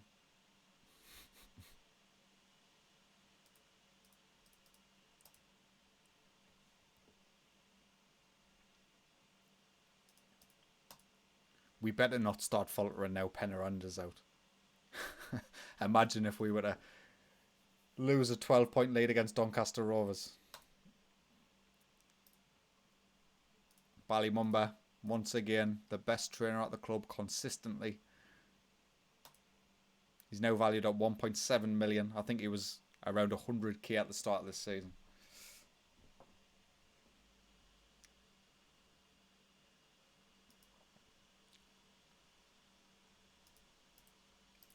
Right then, Blackpool away from home. Going to be a rough game. They are a good side. Denver Hume can come out for Thiago Lopez as long as he's fit. We'll put Denver Hume on the bench though, just in case we need him. Jordan Willis can come out for Tom Flanagan.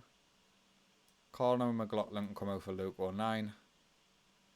Does Semenyo start on the right, or does... Yeah, we'll start Semenyo. Lyndon Gooch hasn't been playing that well recently. Successors hasn't been playing well in the past 5 games either, so we might end up putting Semenyo on the left-hand side and then bringing on Lyndon Gooch on the right. Maybe for the second half, depends if Isaac decides to perform for the first half or not. But we kick off. They are currently playing balanced team mentality, which suits me down to the ground. First highlight of the game, Luke O'Nien with a throw-in deep in their half. Maguire plays it in, Grigg. He goes close, he's just warming up, boys. He's just warming up. I'm going to see a Will Grigg hat-trick in this game. I have faith. Blackpool now on the attack with Bowler on this left-hand side. Luke O'Nien tracks him back. Plays a back door to Kaikal. Dewsbury Hall. Oh, Dewsbury Hall. What a name. I like Semenyo as well, comedy gamer. He's really versatile in the attacking position, which I like.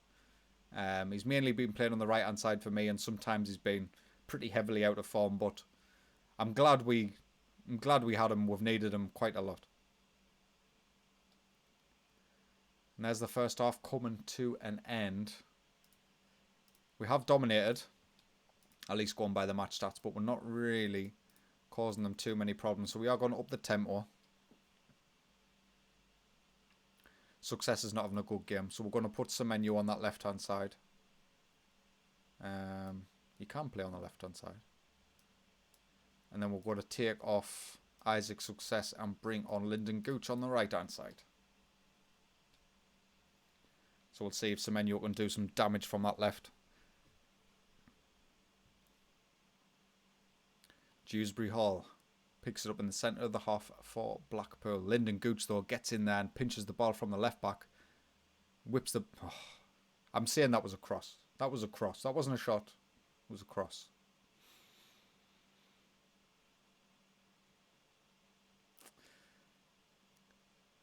I thought Luke O'Nien was going to lose it there right on the halfway line. And Blackpool would have had the ideal counter-attacking opportunity. Excuse me. Luke O'Nien plays it up to Chris Maguire. Knocks it down to Lyndon Gooch. George Dobson to Ballymumba. Come on, boys. There's O'Nien in a pocket of space on the right-hand side. Whip it in. Will Grigg. Oh. Lyndon Gooch. Will Griggs there. Harry's there. Go on, 09. To Will. Give it to Will. Nah. Nadulair can bring it forward for Blackpool. He plays in Scannell. Nadulair's away now. Counter-attacking Blackpool. John McLaughlin with a good save. Oh, we've got to be wary of that. We're going to go slightly more direct. And pass it in space. Free kick. Chris Maguire. A special. Oh, he hits the bar. Oh, it gets cleared. There was two boys at the back post. I thought one of them would have gotten the end of it. 20 minutes to go. Can we get the goal? Chris Maguire. Plays it in. Semenyo. Oh, Semenyo. Right. Changes. Conor McLaughlin on right back. What do we do? Josh Scowen. For Ballymumba. Is that the player? We're going to go for it. Josh Scowen on, Ballymumba off. Fresh legs in the centre of midfield. Let's see if he can make a difference with 15 minutes to go in this match. Maxwell, the goalkeeper, in possession. Played it about quite nicely to find Linner on this left-hand side. He gets past Conor McLaughlin. Good challenge by Tom Flanagan, though. And he plays it up to Will Grigg. Now, Will, I'm not expecting you to do it all. Just get up there. He finds Semenyo. He's through. Josh Scowen. I knew it was the change. I just knew it. We'll go and counter. Let's shut up shop. See up the rest of this game. I might end up going defensive here. It depends if Blackpool go for it or not. Will Grigg was tucked down by Virtue in a vicious manner. I'm not happy about it. Josh Scowen, though, following up very well from central midfield. They are not going for this. We are going defensive. They went positive.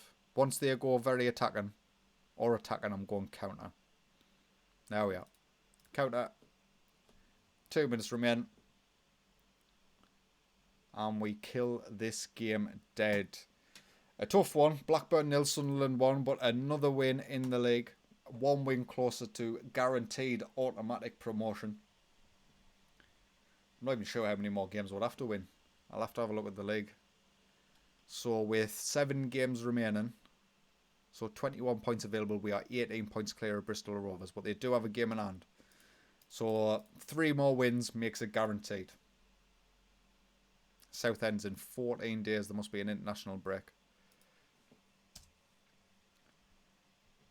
So no need to rest our players. They all have plenty of rest. We haven't got too many internationals in our squad.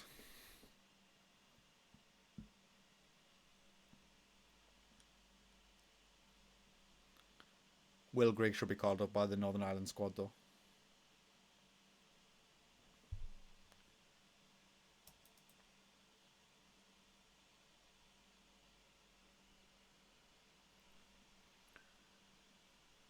So if you are relatively fresh to the stream, we will be completing this season today. Only 7 games remaining of the league season to go. We are currently sitting top of the pile. I'm not even sure. Did Doncaster Rovers lose? They drew. So we are now 14 points clear from Doncaster Rovers in second. The title is fast approaching becoming guaranteed ours. Only a few more wins required. And that will be complete. Pennyranda's probably going to miss the rest of this season. So Will Grigg is going to get plenty of game time. And I know we've got some massive Will Grigg fans in the stream. Including me. He's not bad so far, Matthias Burgos. 3-star current, 5-star potential. He is one I'll have to take a look at in the summer.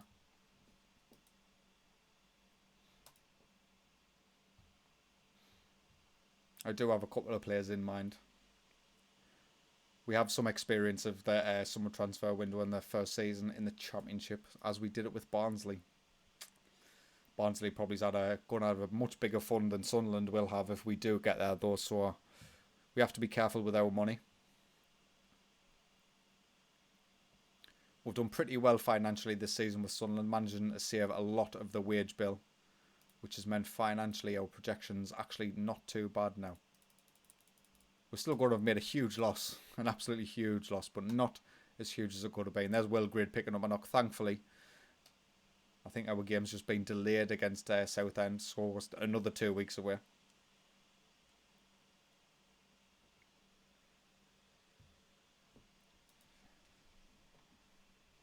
Cameron Brannigan, £3.6 million. I don't think so.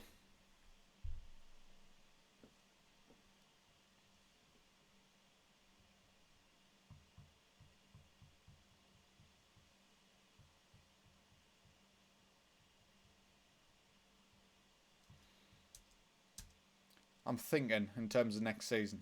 Let's presume we'll get promoted. Oh, Sunderland takeover could be close. A deal could be struck in the coming days. We might end up getting our wish, lads, and getting our takeover before the end of the season. But yeah, I'm thinking players to keep in our starting 11. Ballymumba being the main one. Maybe one of the centre backs. Maybe Conor McLaughlin. Denver Hume. I'm interested to see if Isaac Success might be interested in joining me again for another season. I apologise if the stream was a bit stuttery there. Has it happened any often this stream so far? The stuttering. But yeah, I think we've got a decent enough squad for the championship. You add 5 or 6 into the mix who are really good players, and then we'll start cooking.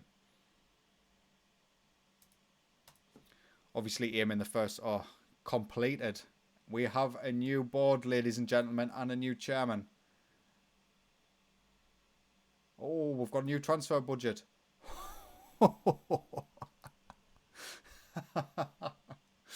£14 million to spend.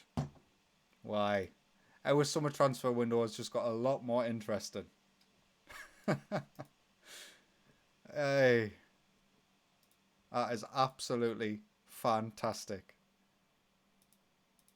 Cheers so far. Oh, lads, this save's just got interesting.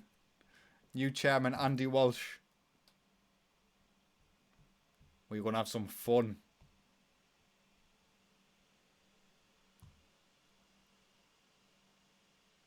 Right. Aim now, secretly, between us. The aim now is to get playoffs next season.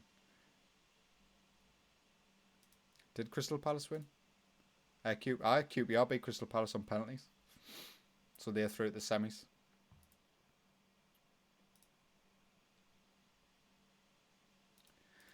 Financially, we have £20 million in the balance. So I'm more than happy to spend the 14 million. Don't worry, I'll spend it wise. So if we need to earn the money back, we'll make plenty of profit on player sales. I'm just glad that the board are not interested in bringing in their own man. I've never actually had that happen to me, where a takeover's happened and they've sacked us in favour of a new manager.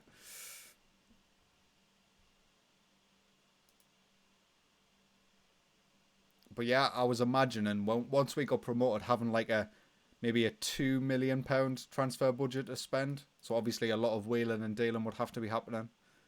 But now suddenly, with £14 million, we've got options like this, man. We're not making that bid. £14 million comedy gamer. I'm absolutely buzzed. I didn't even think we had that at Barnsley. I think we only spent about 6. Suddenly our ambitions are a lot higher. I'll keep the boards low though. If they ask me what they expect from us next season, as long as there's an avoid relegation clause in there, I'm picking it. I'm going as low down as they will let me.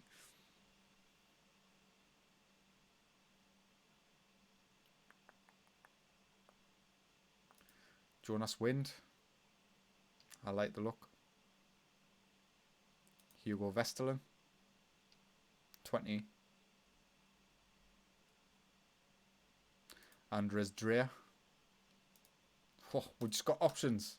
options all over the place. New youth intake as well. Benjamin Clark looks to be the best of the bunch. He's decent enough for a 16-year-old.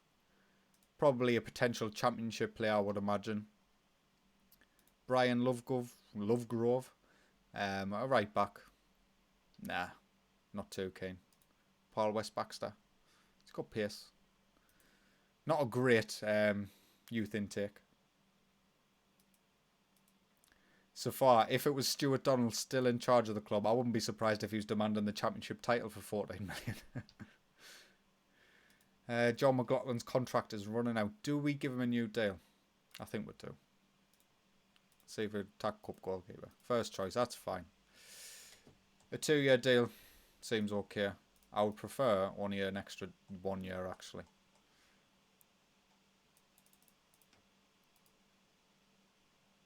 Oh, getting a bit above your boots, are you? Give you 6.5k per week for 2 years. That's fine. John McLaughlin's good enough for the championship if we absolutely have to. I don't mind trying to sell him though. Oh, I can't wait to get this season over with. I want to know what the expectations are now. So far, you've got us on edge. Oh. That'll keep you up on 14 million. I'm not sure about getting promoted. Nah. I do genuinely think, though, I will be able to challenge for the playoffs. Antoine Semenyo, player of the week in training. His pace is going up nicely as well, which is good to see.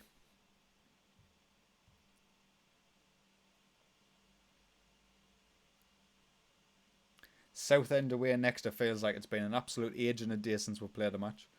Hopefully it speeds up.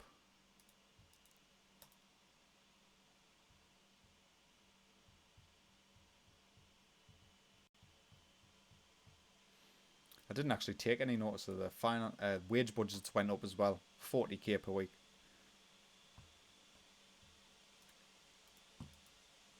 Yeah, I could completely abuse the loan market, which I definitely will be doing so far. Why? If you all you need to do is go back to the Yo-Yo Man with Barnsley in our promotion season and have a look to see who signed. All of them loan players. They were phenomenal. I think we ended, was it 116 points we ended up with Barnsley? And mainly down to our loan players, really. I think the only issue with the £14 million is going to be the wage budget. We're probably going to have to put quite a bit of that transfer budget into the wages at some point.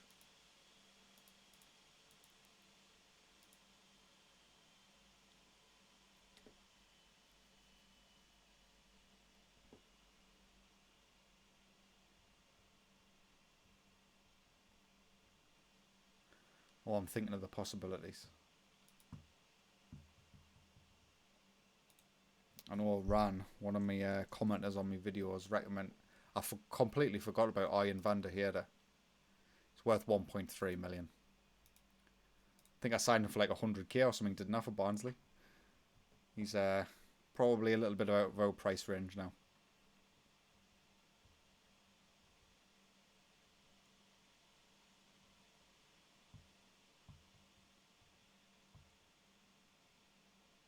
So Southend and Shrewsbury in quick succession.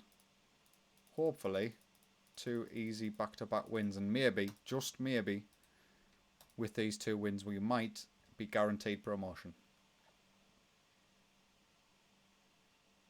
And for any of you that are watching who hasn't really seen the save the whole way through, once this season is over, the stream will be ending.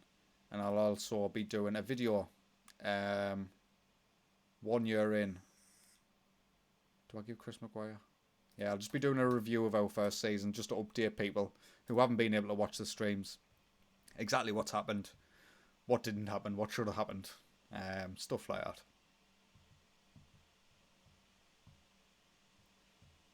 And I will definitely be covering that Doncaster game. I genuinely think that game has turned around our season. If we got beaten that game,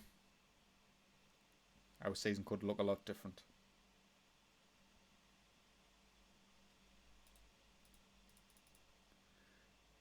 Denver Hume wants a new deal. How much are you wanting, Denver? As a regular starter. 5k per week. I'll give you 3.5. But I will look to tie you down to a longer term deal. 5 years? 4 years? No. Been a little bit cheeky there.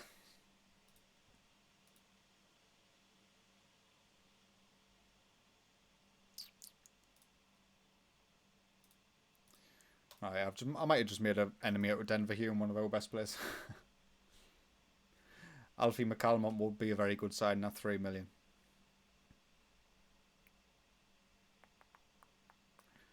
Tommy Smith's likely to be leaving us, and Flanagan's on international duty. So is Conor McLaughlin. So is John McLaughlin. Oh, a lot of our key players there, especially in the defence. We'll stick with this squad though. Our assistant manager done good. Southend away from home. Let's get into this match. Let's get a win.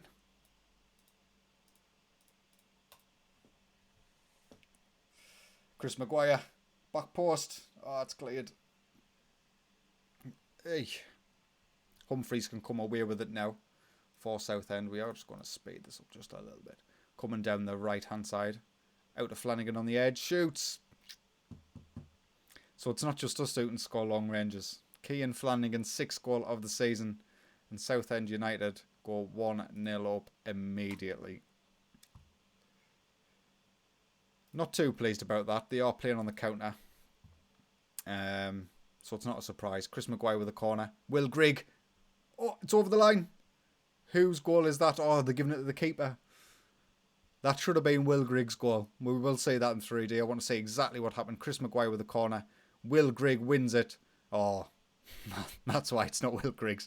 The defender just decides to kick it off the goalkeeper. We have had some dodgy goals in today's stream. We have scored some really dodgy goals.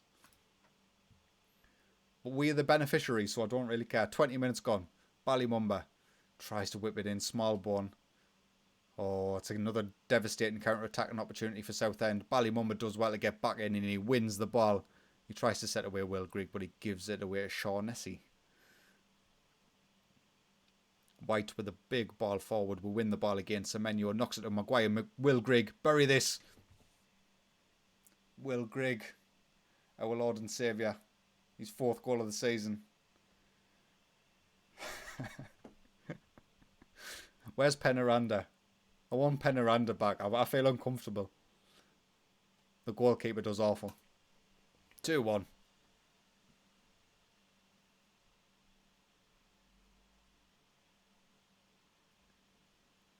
15 minutes to go in the first half. We are definitely turning things on. Denver Hume to Isaac. Success in the box. Shot is blocked. Comes back out to Chris Maguire. Back post to Semenyo. Saved by the goalkeeper. We are going to go to a balanced team mentality now. Southend have played on the counter. I don't want to commit as many men forward because they've actually been quite effective on the counter.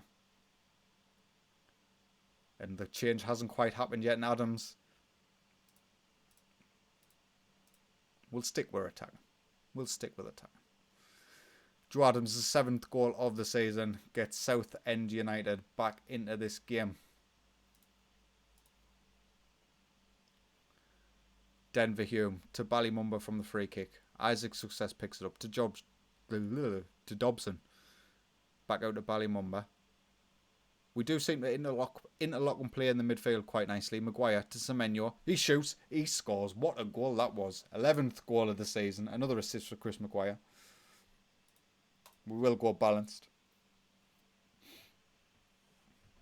There's just too many good qualities about Will Grigg so far. We can't list them all today.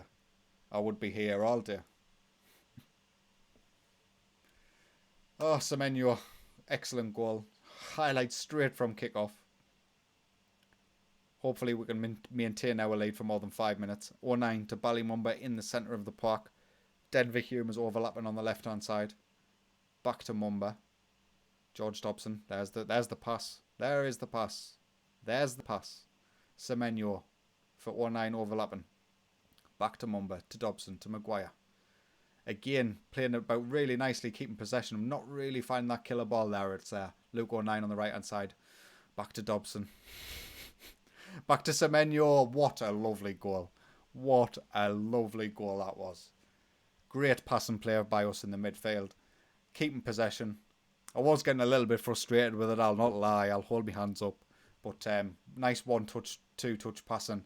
Find Semenyo in the box. The keeper, well, let's just say he should be doing a little bit better with that. And with 5 minutes to go before half-time, we go 4-2 up.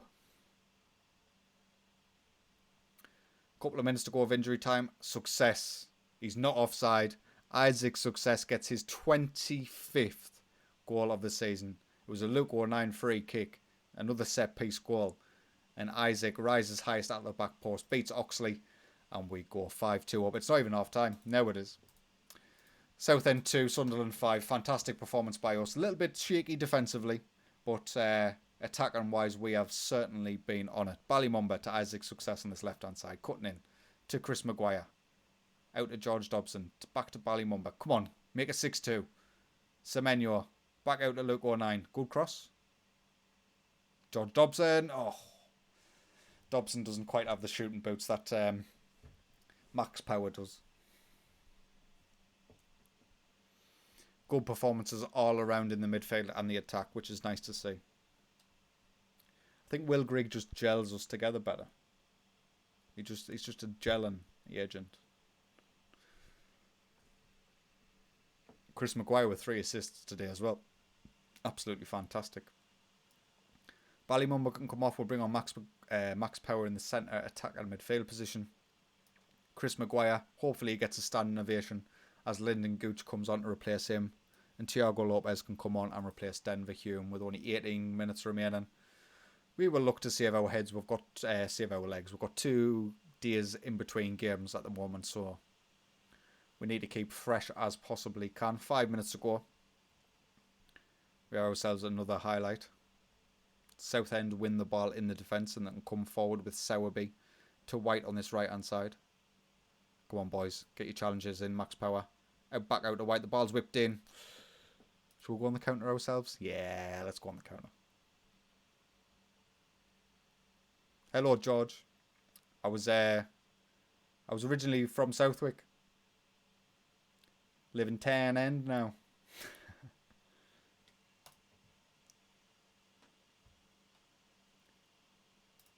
Three minutes to go in this one, boys. Can we see it out? We certainly can. Southend United 3, Sunderland AFC 5. Very pleased with the result. Very pleased with the performance. And Will Grigg is leading the charge. 13 points clear from Doncaster Rovers now, but we do have a game in hand. How many games remaining? So 6 games remaining for us. If we win this game, we've won the league. Won the game in hand. I don't know if Shrewsbury actually is the game in hand or not. I'm assuming so. We'll rest the boys. There's only 3 days in between games. We are at home against 15th place Shrewsbury. You would imagine wouldn't get a win in this one.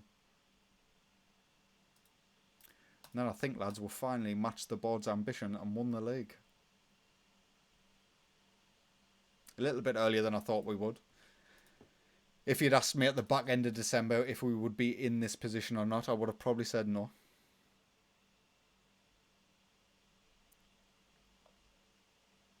Again, it all comes back to that Doncaster Rover results back in January.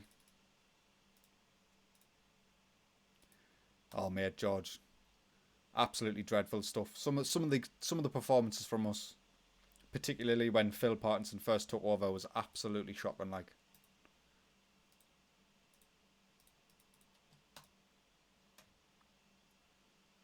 with some of the money that we're paying some of the players and stuff, you know, our squad the way it is, we should at least be competing at the top end of League One. And where we're sitting right now, sitting 7th, just outside the playoffs, it's not good enough.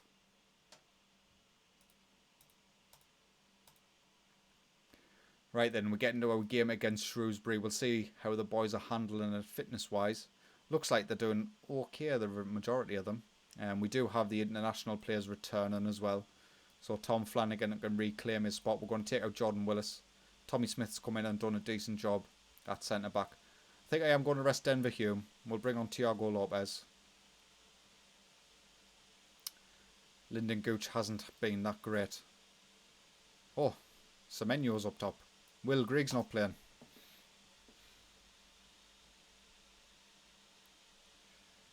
Right then. 4-4-1-1. Jason Cummins up top for Shrewsbury Town. He used to be absolutely fantastic. Now he's not so much. First highlight of the game on 0-9 with a throw-in. Plays it in. Success. He's got plenty of goals from the exact same position this season, but not to be for that one. Chris Maguire with a corner. Plays it in. Success is there again. He's a big lad. He wins a lot of headers. Not getting these ones on target though. Thiago Lopez on this left-hand side finds Chris Maguire. Back to Thiago Lopez. Isaac. Back to Balibomba. There's the pass. Semenyo. Got a pocket of space in the box. Finds Success. Comes back out to Thiago Lopez. Not getting the crosses in properly, and this could be a devastating counter. Goss picks up the ball in the centre of the park for Shrewsbury. They play it back though. They're not the tempo Shrewsbury's playing. That's not too high. They're not playing on the counter either. I think they're playing a balanced formation. Goss plays it to McElhenney. Drives in from the left hand side. Goes for what a goal! Conor McElhenney. His 5th goal of the season. We go 1-0 down at home to Shrewsbury. Absolutely God knows, George. Could be months. Still haven't decided what they want to do with this season either. I think they're just holding fire until they figure out when they're going to come back. Then a decision will be made as to whether they'll continue this season and postpone next season, or God knows. Me personally, I hope they continue this season. I know we're sitting in 7th. But I'd rather we had an opportunity to try and get out of this league as quickly as possible. Sunderland 0, Shrewsbury 1. Not a very good first half from us. We will blast the boys. We are going to make a change in terms of the player. Go a little bit more direct, up the tempo. And see if we can catch Shrewsbury a little bit more unawares. We're not performing very well. Will Griggs playing terribly. When Will Grigg plays terribly, we play terribly. And with only 20 minutes to go, we're going to have to make some changes there. Semenyo up top, Will Grigg can come off. We'll bring on Lyndon Gooch on the right hand side. That's going to be the only change for now. We're going very attacking. Run at the defence. Let's see if our attacking players can step up here. Highlight, finally. Second half has just flew by. 80 minutes gone. Semenyo plays it out to Thiago Lopez on this left-hand side. Come on, lad. Gets it in. Semenyo's there. Nearly. I wouldn't have been surprised, George. If we knew this was coming, we would have been sitting top, and then the season would have been cancelled. George, come on. Oh, Dobson. Oh, my God, Semenyo. We're going to get beaten this one, lads. That's fine. We're going to afford a defeat. And now we have it. Sunderland 0, Shrewsbury 1. Could have the title wrapped up there. EFC Wimbledon are next. Of course, Charlie Wyke is on loan at EFC Wimbledon from us this season. So we're 10 points clear. We've got 5 games left. They've got 4. So if we win the next game, we'll win the league. We're already promoted. There we have it. Oh, they've upped our transfer budget as well. £18 million and an £87,000 wage budget available for the summer. We are going to go on an absolute tear in the transfer market. But we need another win. One more win in the final 5 games and we've guaranteed ourselves the league title, which is what our board want. And I would like to match that expectation to curry ourselves as much favour as possible over the summer. I'm hoping I can talk them into improving the training facilities, improving the youth facilities, allowing me to increase the amount of coaches, scouts, physios that we've got at the club. Increasing our youth recruitment, increasing the junior coaching budget. I'm hoping we can get a lot out of these boys whilst they have taken over Sunderland. Denver Hume continues to improve. Probably is going to have to sit down with a lot of these boys in the summer and look to discuss new contracts. There we are, George Dobson. He's happy to wait till the end of the season for a new deal. Denver Hume wasn't.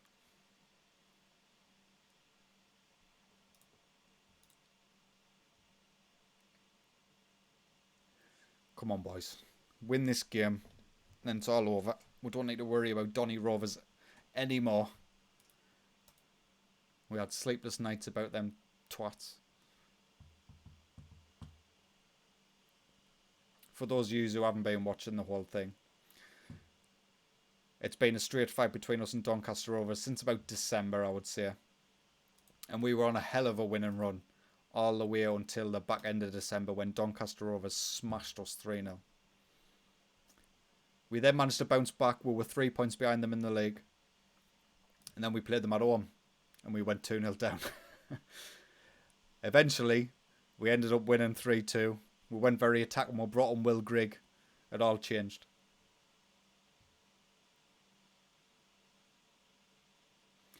Well, that's it, George. At the minute, obviously, we're Phil in charge. I think we will be stupid to look to replace him. What's the point? We've already been manager this season, and the best person available was Phil Parkinson. So why would we now sack him while expecting better? I don't think we're going to get it, unfortunately. I think we'll only see major changes in the managerial setup at Sunderland if we get a takeover. Then they might end up looking at it. But if Stuart Donald still owns the club next season, Phil Parkinson will still be manager. I have no doubt about it.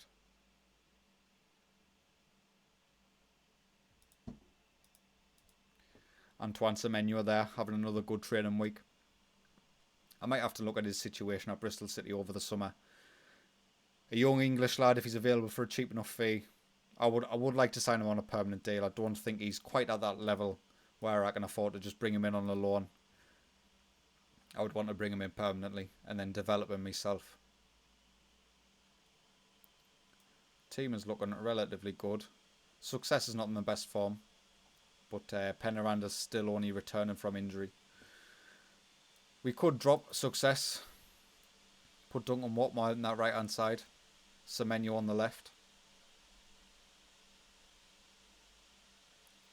I think we will. We'll start Luke O'Nien at right back as well instead of McLaughlin. He's having some good performances there.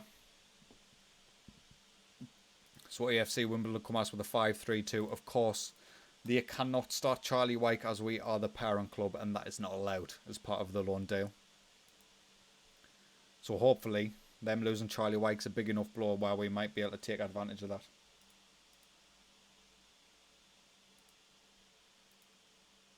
Opening 20 minutes, so have been okay. We're going to drop off attacking and go to positive. And then attempt to retain possession a little bit more. They're not really going for this, so it's pointless leaving ourselves open at the back. It's Luke O'Nien on the right hand side. Finds Chris Maguire. Back to Luke O'Nien. We do tend to play it about quite well there, and George Dobson goes for goal and goes just wide.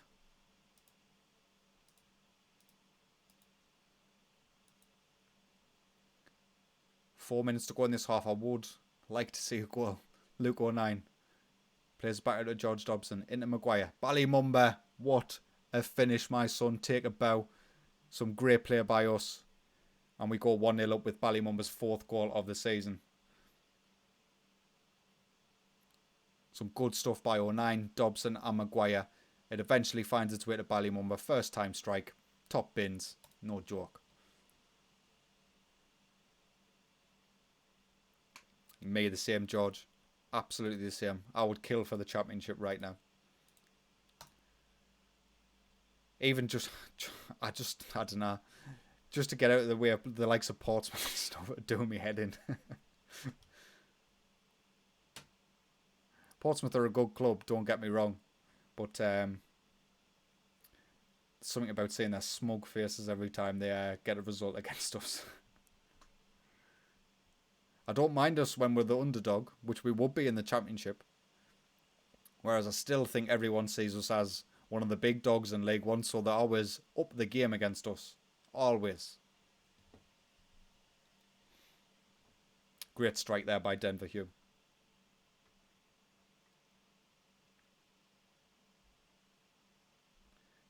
Nice play by Denver, getting past his man on the left-hand side. Plays it into Mumba. Again, the nice little triangle there between the three of them. Luke O'Nien picks it up, finds Will Grigg in the box. It gets cleared by Nightingale. 2-0 up though. This should be the league title coming to us if we can maintain our lead here. Maguire with the corner. It's cleared. 25 minutes to go. Do we look to make changes? Maguire, he's on a yellow card. He's struggling the most. We'll get Max Power on in his place.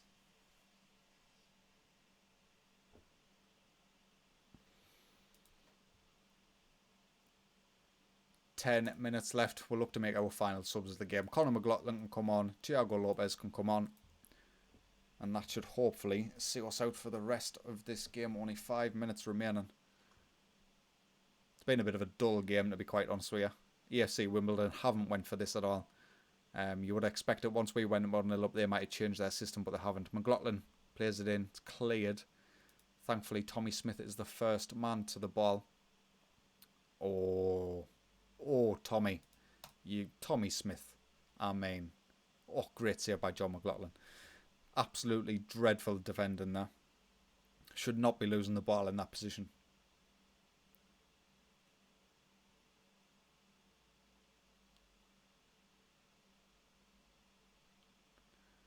That's it. A lot of our January signings, George, we've barely seen them. We've barely seen them get game time. That Declan John, at least on Football Manager, he is a bit better than Denver Hume when the game starts. So, and I agree with you, Denver Hume, whilst it's great that he's an academy graduate, and I love his effort and how much he tries and stuff, but he does lack quality. He really does.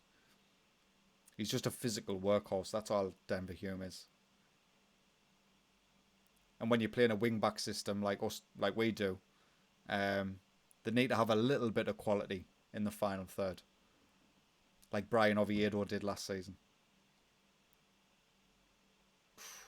EFC Wimbledon go closer in the final few seconds of the game, but that should surely now see us claim the League One title. Come on, ref. Blow the full-time whistle. We know this game's over. We know this league's over. Come on. Away, ref. We're 40 seconds over. There we are. Do we have it? Where's the celebration? I think Football Manager's just bugged out a little bit there.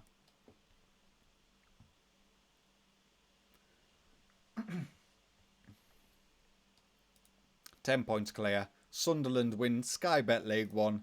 That is the title confirmed. We will be league winners this season and be entering into the championship next season. We've still got a few games to go before the stream ends.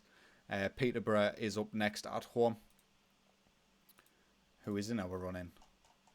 So we've got Peterborough, Burton, Accrington and Rotherham. I want to beat Rotherham last year. They knocked us out of the Leeson.com trophy. How dare they?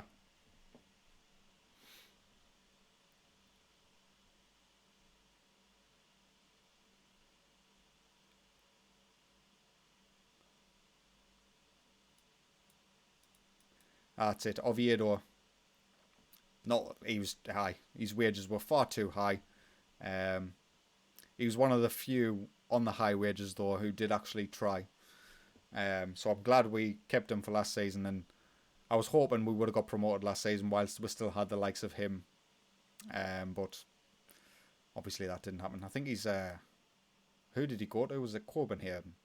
Copenhagen? I'm not sure. But I'm sure he's playing European football again, so he would have been ideal for us. If we could have got him on the wages, that would have matched League One. It would have been ideal, but I think he was the highest earner at the club after Catamol. That was still left.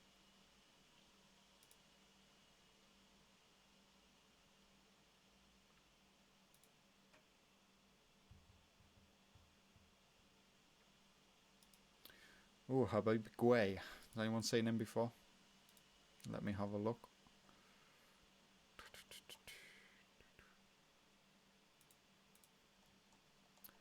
He's gone. I'll find him again. But once the stream ends, I will be looking to record an end of season 1 review. So if you're interested, get yourself subscribed to the channel and you will be able to see exactly how we got to this position we are right in. It won't be too long of a video. Maybe just showing a few of the key highlights over the course of the season. And letting you know how each month went, how each goal went. The key games that we've managed to be able to win. Dominic Grief. Doesn't he turn good? He's available for $1 million. I'm sure he turns good. He's already rated by me scouts as better than John McLaughlin. 23 years old, Slovan Bratislava. Might be an option in the summer. Here we have a game against Peterborough. Penaranda does return for this game. He's not starting. We will start Will Grigg up top. We'll have him on the bench though. We'll look to get him maybe 20 minutes of action. Try to get him back fit and into the first team squad. Everything else seems pretty fine. We'll get Tom Flanagan on the bench. We'll get through this game.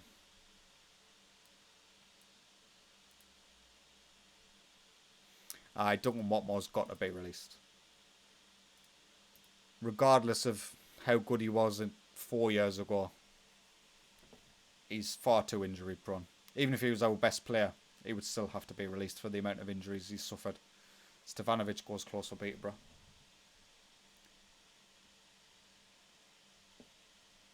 Dembele with a corner for Peterborough. It's played in. Willis manages to get it clear. Lyndon Gooch. Maybe it can be a counter-attacker here. Or is Football Manager just going to end this? He gets all the way to the final third. Plays it back to George Dobson. Mumba. Semenyo. Come on, boys. There's Denver Hume on the left-hand side. He goes for goal. He hits the woodwork. Unlucky Denver. Chris Maguire whips it in. Tommy Smith.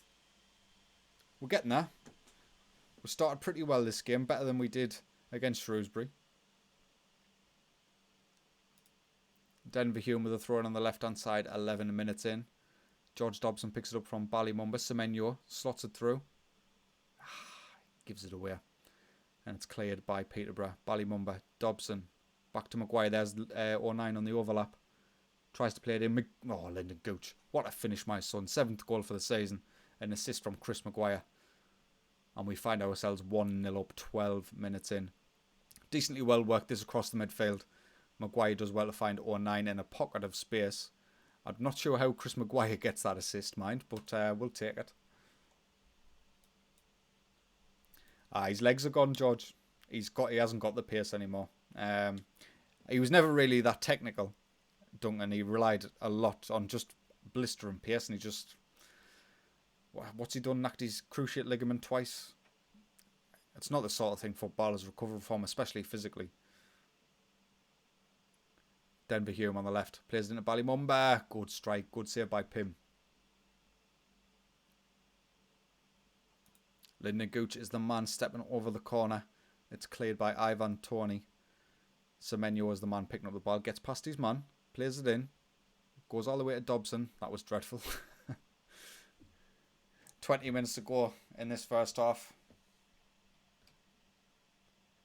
Lyndon Gooch has picked up a knock. We will look to get him off. Pointless risking it. We've got Watmore on the bench. Even on this, George, Watmore is injury prone as out. He's not even a starter for me. And I think he's been injured about 4 times. He's on 15k per week according to Football Manager. He will be getting released at the end of this season.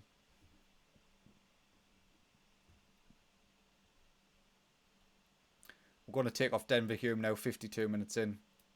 We'll bring on Thiago Lopez. Hume's done pretty well this season on here. He's developed quite nicely. Took over Declan John's spot in the first team, which I thought he was going to be first team for the rest of the season. And he's developed quite nicely as well. He was attracting interest from West Brom. So interest from championship clubs.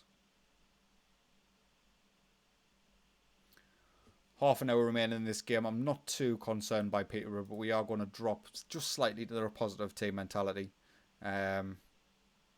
Don't need to be bombing forward just as much with half an hour to go.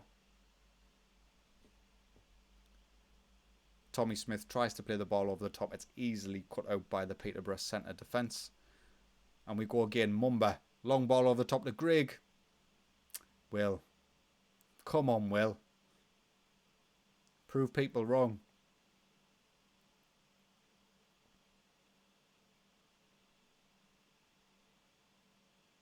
"15 minutes to go, and we will look to make our final change of the game. It's going to be Conor McLaughlin for Luke 09. Chris Maguire with a free kick. Well, I think I've been pretty fortunate, George. Don't score. Luke 09 with a good challenge. We've been took over, and I have an £18 million transfer budget for the summer. Dembele plays in Isa. Oh, we concede. Continue with the substitute anyway. So I'm hoping between loan players and a few permanent signings we'll be able to draft a team who's pretty competent. At least be able to stay in the league easily. And then we'll have to see. Anything further than that would be an absolute bonus. Looks like it's going to be 1-1 today against Peterborough. Not a lot of time left. We've pushed the tempo. We're going more direct, but it doesn't look like it's going to make too much of a difference. There we are. Sunderland 1, Peterborough 1 at home. A disappointing result, but I think the boys are already on the beach, like, to be honest with you. Oh, so it is a straight fight between Doncaster, Blackpool and Bristol Rovers to get the automatic promotion. Realistically, it's probably between Doncaster Rovers and Blackpool. How has Charlie White done at AFC Wimbledon? 5 goals in 34 League One games. We've got some deadwood to shift in the summer. Some absolute deadwood. Will Grigg being one of them. I actually offered him out in January. Rotherham came in with a £500,000 bid, and they were willing to pay all of his wages. So what does Will Grigg do? He rejects the contract. I think we're going to be stuck with Will Grigg till the end of his contract, to be honest with you.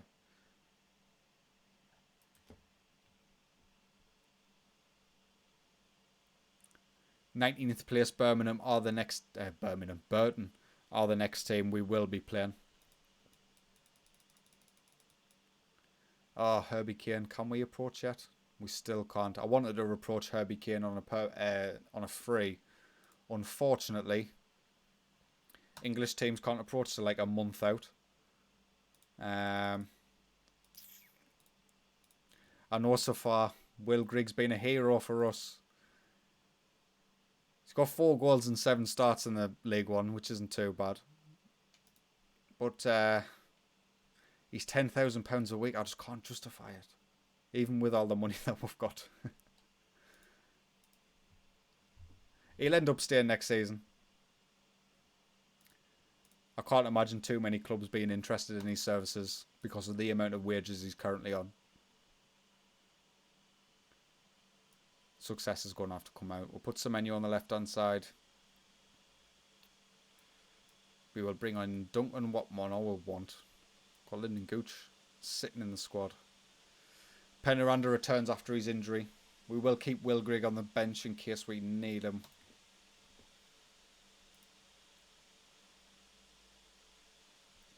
Will Grigg will always be fondly remembered for that Doncaster game so far. He came on and turned things around for us.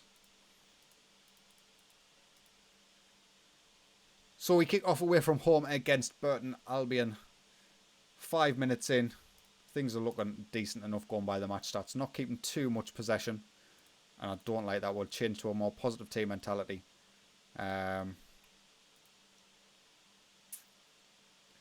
playing a 4-2-3-1. Maybe we should completely play into this. We're going to up the tempo straight away. We want to switch how we play and see if we can catch Burton by surprise.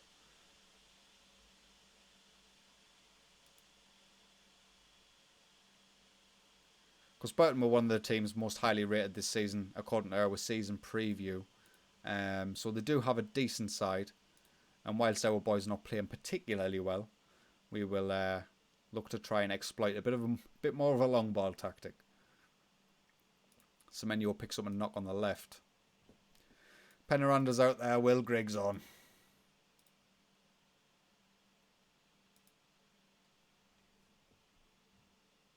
Oh, thank you very much, George. I think we did pretty special things with Birmingham in the Premier League. The new episode's out at 9 o'clock tonight. Although, to be honest with you, as soon as I finish this stream, depending on the time, I might release it a bit sooner, but it is scheduled for 9 o'clock.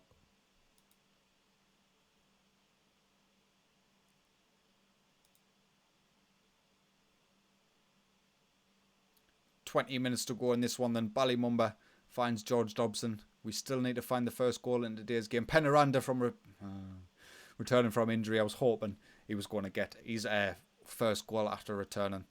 Dobson's having a good game in the centre of midfield, but we are going to have to make some changes. We're going to bring on our left back at left wing. Take Penaranda off just to save his legs. We've still got 2 more games to go in this league, so we need to protect our players as much as we can. They've gone very attacking. We'll go on the counter. 2 minutes to go. No? Nah. Dull game. Burton 0, Sunderland 0. Not very happy with that performance.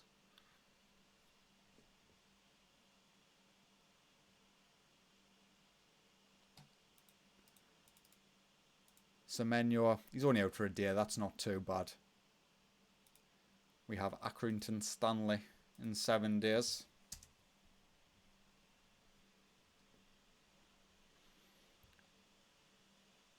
But yeah, I think in terms of Yo-Yo Man, we have a chance at trying to catch Birmingham. I think with Huddersfield now, I think we're going to catch Barnsley. I think we'll overtake Barnsley in the leaderboard. I think we've made a few proper top quality signings. Obviously 75 points will be absolutely massive though, if we could match Birmingham. Aye, George, all the Sunderland players and all the non-playing staff out on furlough. Obviously there was a lot of drama about Liverpool and Spurs doing it. But the likes of Sunderland and that, we are in a completely different position.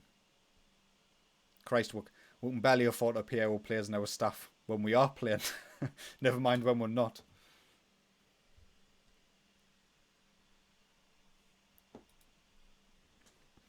But they do receive 100% of the pay as well, George. So I think the furlough scheme does the government pay 80%, so we're still paying the other 20%. So it's not like we're not claiming all of the wages. And obviously for the players, it's only up to £2,500 a month. So most of the players, the government will be funding £2.5k per month for them. Which, you know, I can see the argument, football clubs using the scheme, but at the end of the day, they're a business as well. And I'm sure there's plenty of businesses across the country who could well afford to pay their staff for a few months without entering into the furlough scheme. But why would they? Why would they when the government's offering that scheme? It's only because football clubs are such a public domain that it's become such a hot topic.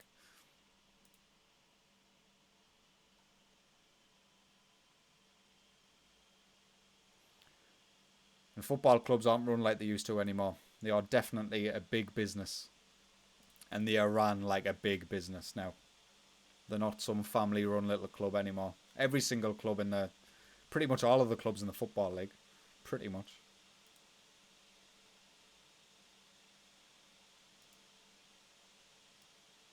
got the likes of what's his face running Spurs.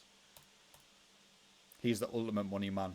He's not. He's if that government scheme remains open to Premier League clubs, he will use and abuse it. I don't think he minds the bad PR to the Spurs fans who have to put up with us tapping the piss. Penaranda, 4 minutes in, puts us in from 1-0. 27 goals for the season for Adalberto. He has definitely been a very, very good signing for League One. Poor play by Alessia there. Semenyo pinching in, getting the assist. Great finish from a pretty tight angle, but should definitely finish that anyway. Mumba to George Dobson. Bally Mumba to Luke 09 on this right hand side. Oh, he gets dispossessed. We'll win it though. George Dobson with a good win. Nice play. Denver Hume. 9 goals for the season from left back for Denver. Really, really pleased with that. Another assist for Bally Mumba as well. The interesting thing is for next season, can Bally Mumba continue his development? Will he continue to develop and maintain in our first team squad? Obviously, this season in League One, it's been pretty easy to justify starting him. Oh, Semenyo. Can we justify starting him in the Championship is the question. Chris Maguire whips it in back post. Smith. Oh, Alessia. He's not having a good time. Not having a good time today at all. Own goal.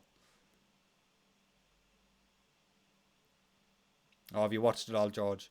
I watched it all the other night. He was sketchy as all out when they were interviewing him before he'd left. He obviously knew. He was obviously just acting off his agent. But his agent was telling him, you're not staying at Sunderland. But you've got to keep the peace until the right deal can be struck. And the fact that he came in, took all of his stuff, and Stuart Donald was none the wiser. We hadn't even negotiated a deal with Bordeaux. They had just agreed a contract with Josh, which left us completely screwed because then suddenly we have to go into Bordeaux, try and negotiate a contract, a permanent transfer, when they've already got the contract sewn up anyway, so they could just take him for free at the end of the season. We were just completely screwed with the Josh Maja deal. And the fact is, he's doing excellent in France. I've seen he was linked with Chelsea last year. No doubt he'll probably make his move to the Premier League in maybe a season or two. 27 minutes gone. We're 4-0 up. Absolutely flying.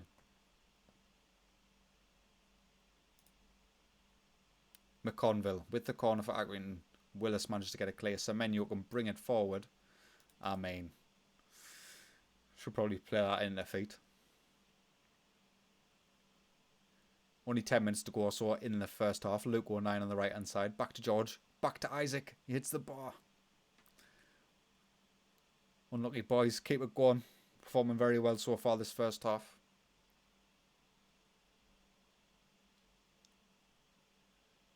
Two minutes remain, and there we have it. Sunderland 4, Accrington Stanley 0. This is our second from final game of the league season. Of course, if you are just joining us, we have won the league. With this win, we'll still remain 12 points clear from second place, Doncaster Rovers.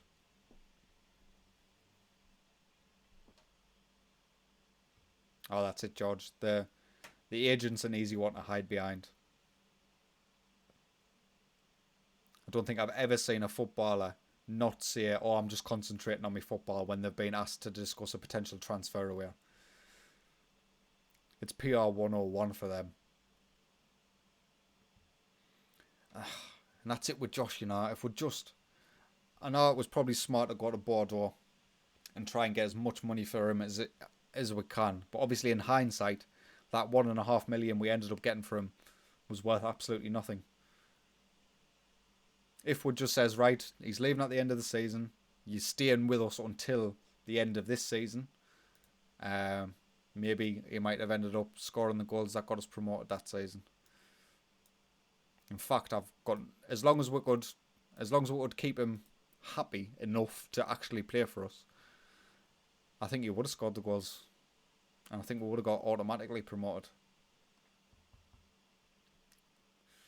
Instead, Wigan had our pants down and was spunked £3 million on Will Grigg. Hey, Jesus, that season. It was full of positivity, wasn't it, George? For like the first 8 months. Denver Hume on the left-hand side. 12 minutes to go. He whips it in. Penaranda. Adalberto. 29 goals for the season now. Is that his hat-trick in this game? I think it is. An assist for Denver Hume. Ballymumba spreading the play beautifully to the left-hand side. And Denver Hume playing it in. Penaranda's there. Clinical finish at the front post. And that is Penaranda's hat-trick. Another highlight now. Denver Hume again on this left-hand side, combining with Max Power. George Dobson. 7-0. Oh, definitely, George. I've got no doubt in my mind. Josh Madger, even when he was playing poorly for us, you give him an opportunity. He was just a clinical finisher. It's exactly what we needed. We had the attacking players to be able to feed him. The likes of Chris Maguire and stuff was playing well. Yeah. I mean, you've seen some of the goals in the documentary. It was always 1 or 2 touch finishes, always with him. And the way he turned defenders as well was just... He was a step above other strikers in League One in terms of his clinical finish. That would have been ideal. It probably would have kept Josh Madger happy. Bordeaux would have been happy that he was getting first team football for the rest of the season, playing well. In a decent enough league. Because I think when he first went to Bordeaux, he didn't get too much game time in the first 6 months or so. But it's the whole situation around that January transfer window in particular was just amateur hour. We really saw how out of his depth Stuart Donald was during that Will Grigg deal.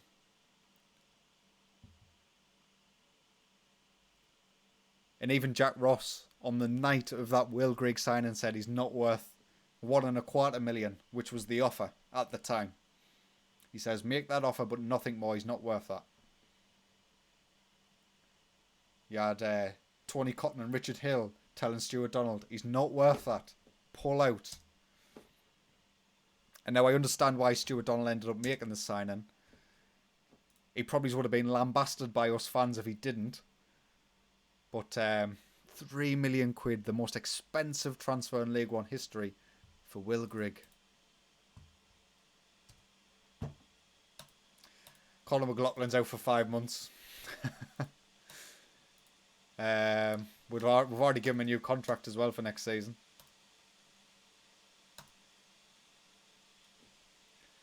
Our final game of the season is going to be against Rotherham United, the side who knocked us out of the Leeson.com trophy. How dare they? We need revenge.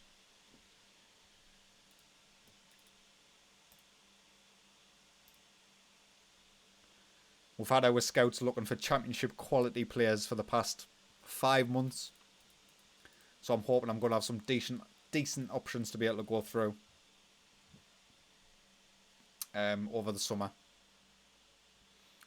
And I see we've got a couple of new viewers here. Key takeaways from this. Takeovers happened. We've won the league. We've got £18 million to spend in the summer. And a decent enough wage budget as well.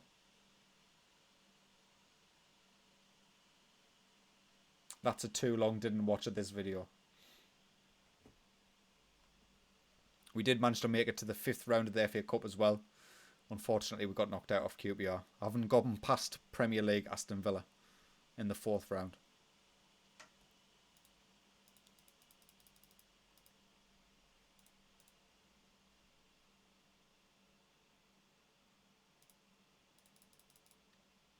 Hume wins Player of the Month.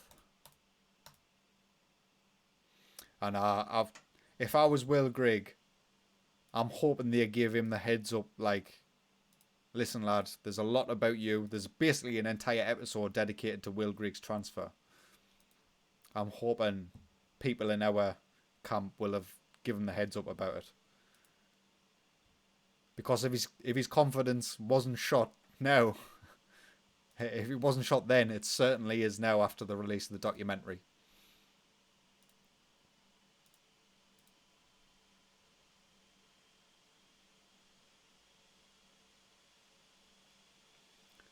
But I think he's destined for a different club next season either way. As long as there's a club who'll take his wages, or are we going to end up paying his wages? Again, repeating mistakes of the past.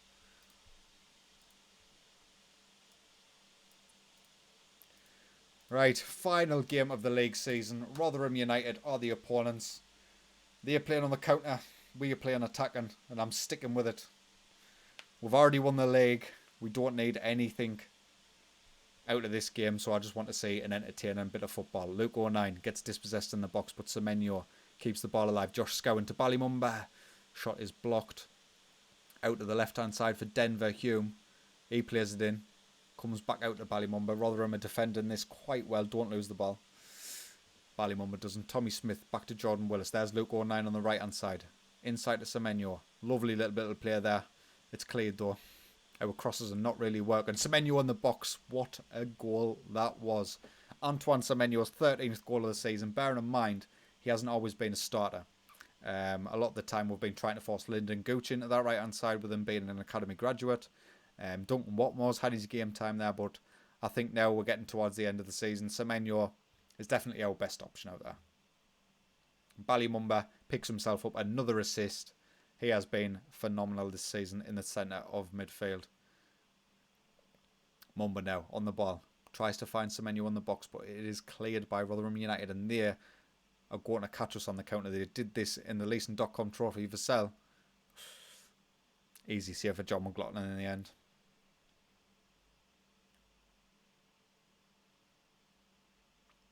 "20 minutes gone. Relatively content with how things are going. I am going to go a little bit more direct.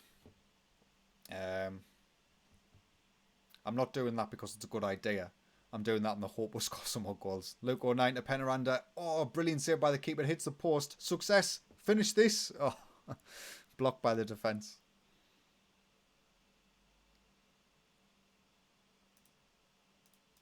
Another highlight now. Maguire with the corner. It's played in. Josh Scowen picks it up on the edge of the area. Tommy Smith getting a nosebleed out on that right-hand side. Jordan Willis, Ballymumba, Chris Maguire. We are very, very compact. Penaranda's in behind. He's not offside. And Adalberto Penaranda does manage to get himself 30 goals for the season.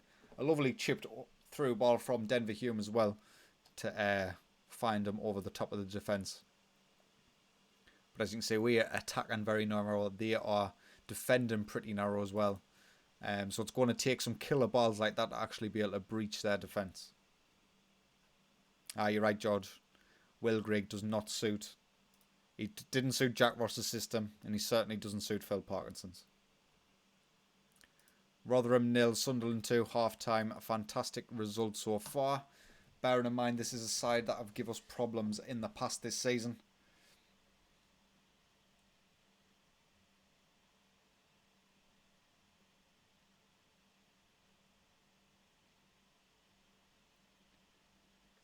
Half an hour remaining in this match. Maguire with the corner. It's played in. Penaranda. 31. 31 goals for the season. We're paying him $3,000 a week. We're paying him 30% of Will Grigg's wages. Tell you what. Will Grigg. Oh. We'll take off Isaac's success. We're bringing on Will Grigg up top. Bringing on Duncan Watmore. Duncan Watmore's final game for the club.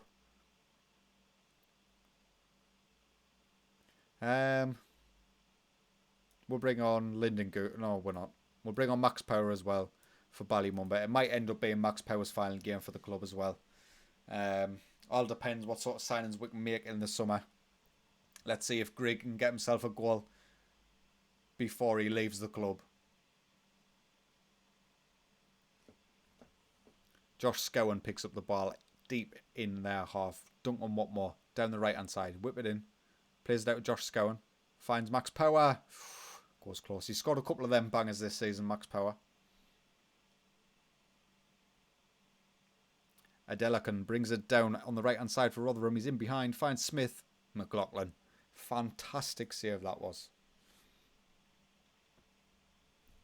21 minutes remain. Can Will Grigg get his goal? Power to Penaranda on that left-hand side. Plays it back to Denver Hume. Back to Penaranda. Whipped in. Will Grigg. There you are. There we have it. His 5th goal of the season. So far, he got his goal. I like seeing Ibizas and Ferraris alike.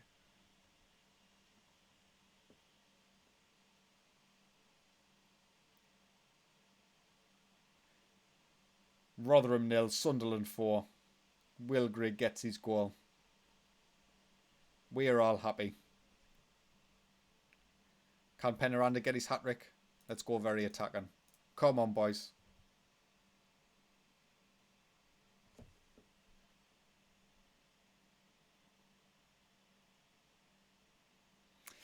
No more goals. There we have it then. Rotherham United 0, Sunderland 4. Semenyo with 1. Penaranda with 2. And Will Grigg in what will likely be his final Sunderland appearance, getting 1 goal.